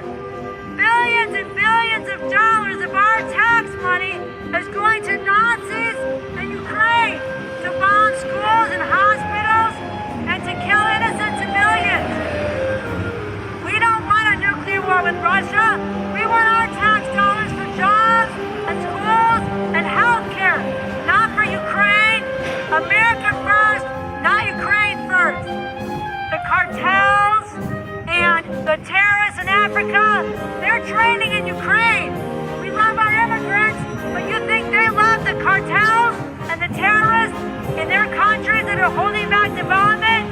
No! Kamikaze drones from Ukraine, that's not freedom, that's terrorism. In Burkina Faso, we are working on the fact that today there are many criminals being recruited to come and fight in Burkina Faso. This is not terrorism. I don't even know how to describe it. It's criminality. These are bandits who have been armed by the imperialists to destabilize us, to keep us in a state of perpetual war, and to exploit us. And so, as I said, we are working to make Burkina Faso the graveyard of terrorism. We support peace talks and Ukraine war. We support peace talks and Ukraine war. Build the peace bridge. Build the peace bridge. So, Kim, our government continues to spend billions and billions of dollars every year since 2014 for Ukraine to supply them weapons and intelligence and even to pay all their salaries to fight against Russia, supposedly for their freedom. So, as an African person in America who didn't vote for this war to continue, where do you think that those billions of dollars would better be spent to help develop our country? Oh, well, me personally, I think it should be spent on people who want higher education, right? If anybody who want to better themselves, they should be supporting that. 2, a person who want to start their own business to support their family, the government should support that. At least help them get on their feet. 3, I say farmers. Farmers is the people who keep the land rich, so that way we can eat. And then women and children. Women who have personal hygiene problems and babies who need food and clothes, need their pampers changed. I think that's what the government should be funding instead of sending our money to other places. Oh, and they shouldn't be giving money to people who want to come here to this country. Because if I want to go to another country, I have to take my own money, right? Right? Yeah, okay. Yeah, totally.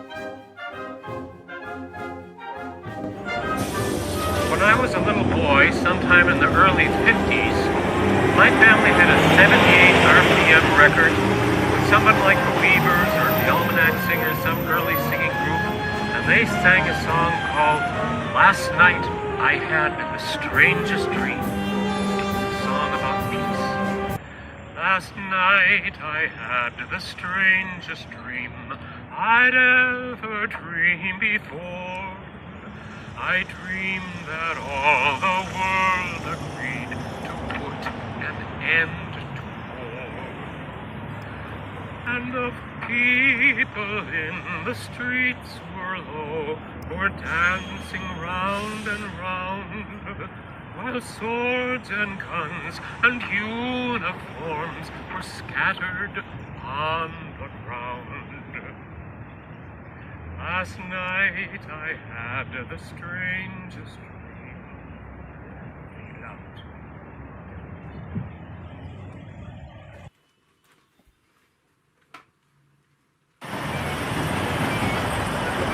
Russia is not our enemy. Russia is not our enemy. Russia is not our enemy. We want to thank Tulsi Gabbard, the Director of National Intelligence, for revealing that the Russiagate hoax is a lie.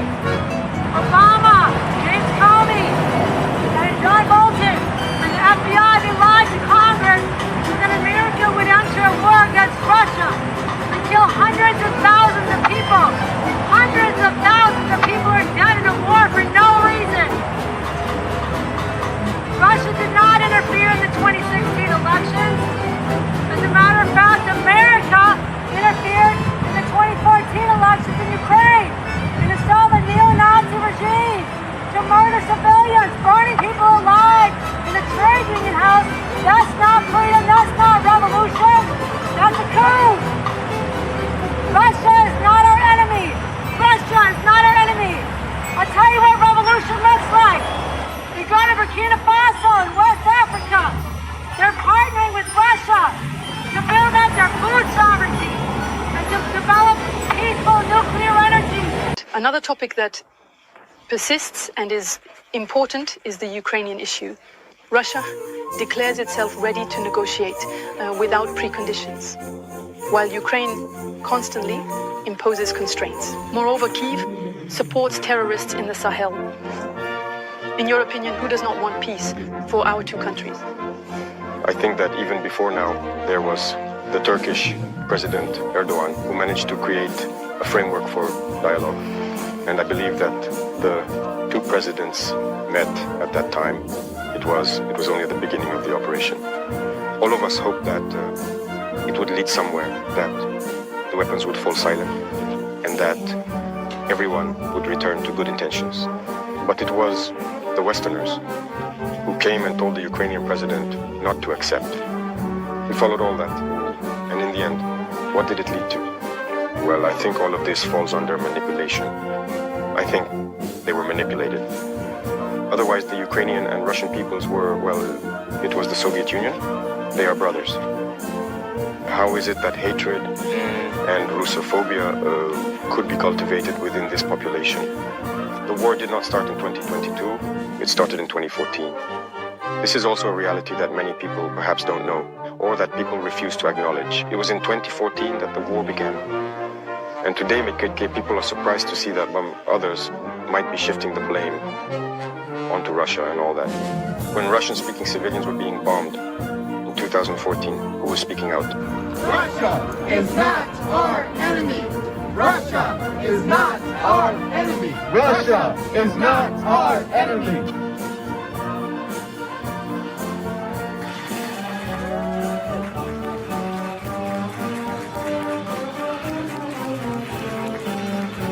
Use the energy revenue to rebuild the industries of Russia and he made Russia once again a strong economy. And that is why U.S. media demonizes Russia. That is why the U.S. government toppled the government of Ukraine in 2014 with the Euro-made coup and installed a fanatically anti-Russian regime in Kiev. You know, I saw a CNN reporter claim that Ukraine was a peaceful country until now. Well, this is the monument in Donbass to all the children who have died of the shelling and the bombing being carried out by the U.S.-backed regime in Kiev. 14,000 plus people dead and children who have died. It hasn't been a peaceful country. The people of Donbass have been subject to 8 years of bombing, 8 years of shelling, 8 years of a food blockade. And Russia is now moving in to protect them and bring an end to this. The Wall Street money sharks hate Russia, they hate China, Cuba, Venezuela, Iran, and many other countries because they have governments that stand up to the international bankers and their monopolistic corporations. And it's not a good situation. People are dying and it needs to end. And we need there to be a negotiation. We want there to be peace in Ukraine, and that means that our leaders sit down and negotiate. It doesn't mean that Boris Johnson gets on the phone and wrecks a peace deal just because he wants people to keep dying. The food crisis spawned by a war. That's right. Russia is not our enemy. Russia is not our enemy. Russia is not our enemy. Russia is not our enemy. Russia is not our enemy. Russia is not our enemy.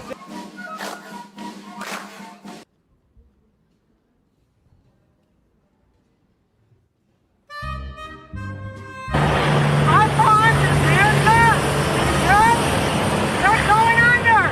Why? Because the imperialist globalists want to reduce the amount of food in the world. They want to reduce the population. Russia's having a farming boom. Burkina Faso is having a farming boom. They're giving tractors to farmers. They have a farming brigade. They're making farming cooperatives. They build tomato processing plants and wheat processing plants so they can produce their own products and sell them on the market and support local farmers. That's what revolution looks like. Not toppling World War II memorial, not burning people alive in a trade union house, not sending Tomahawk missiles into Moscow. Revolution looks like the people getting together and rebuilding the city like they are in Burkina Faso. Revolution looks like a government of action that fights for working families, not for Wall Street and the London Stock Exchange. Revolution is not praising Luigi Mangione. I'm married to Luigi's AI. Revolution is uniting with your neighbor, caring for your neighbor, building up this country. Our roads are falling apart. Our schools are falling apart. And we got billions of dollars for Nazis in Ukraine to start a nuclear war with Russia. Russia is not our enemy. Russia is not our enemy. Russia is not our enemy.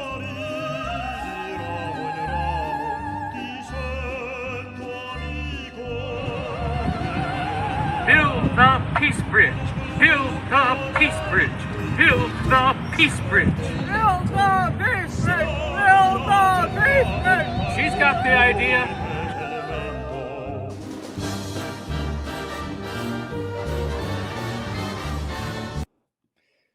Wow. Well, that was a great video, Penny. You know, I'm all for compilations. Keep up the great work. I'm curious where you got the background music. Some of that sounded like Russian music, but not all of that. Some of that seemed like other stuff. So great work. It is 1:08 a.m. and I need to go to bed. So thank you for all the hard work that you all have done. Dare to struggle, dare to win. Every day we just wake up and we just keep doing what we can. Imperialism is the enemy of all humanity. Dare to struggle, dare to win. Thank you all. We are building this movement together and we are marching ahead. We never back down. All right. New upsurge in the struggle against U.S. imperialism is now emerging throughout the world. Ever since World War II, U.S. imperialism and its followers have been continuously launching wars of aggression. But the people of various countries have been continuously waging revolutionary wars to defeat their aggression.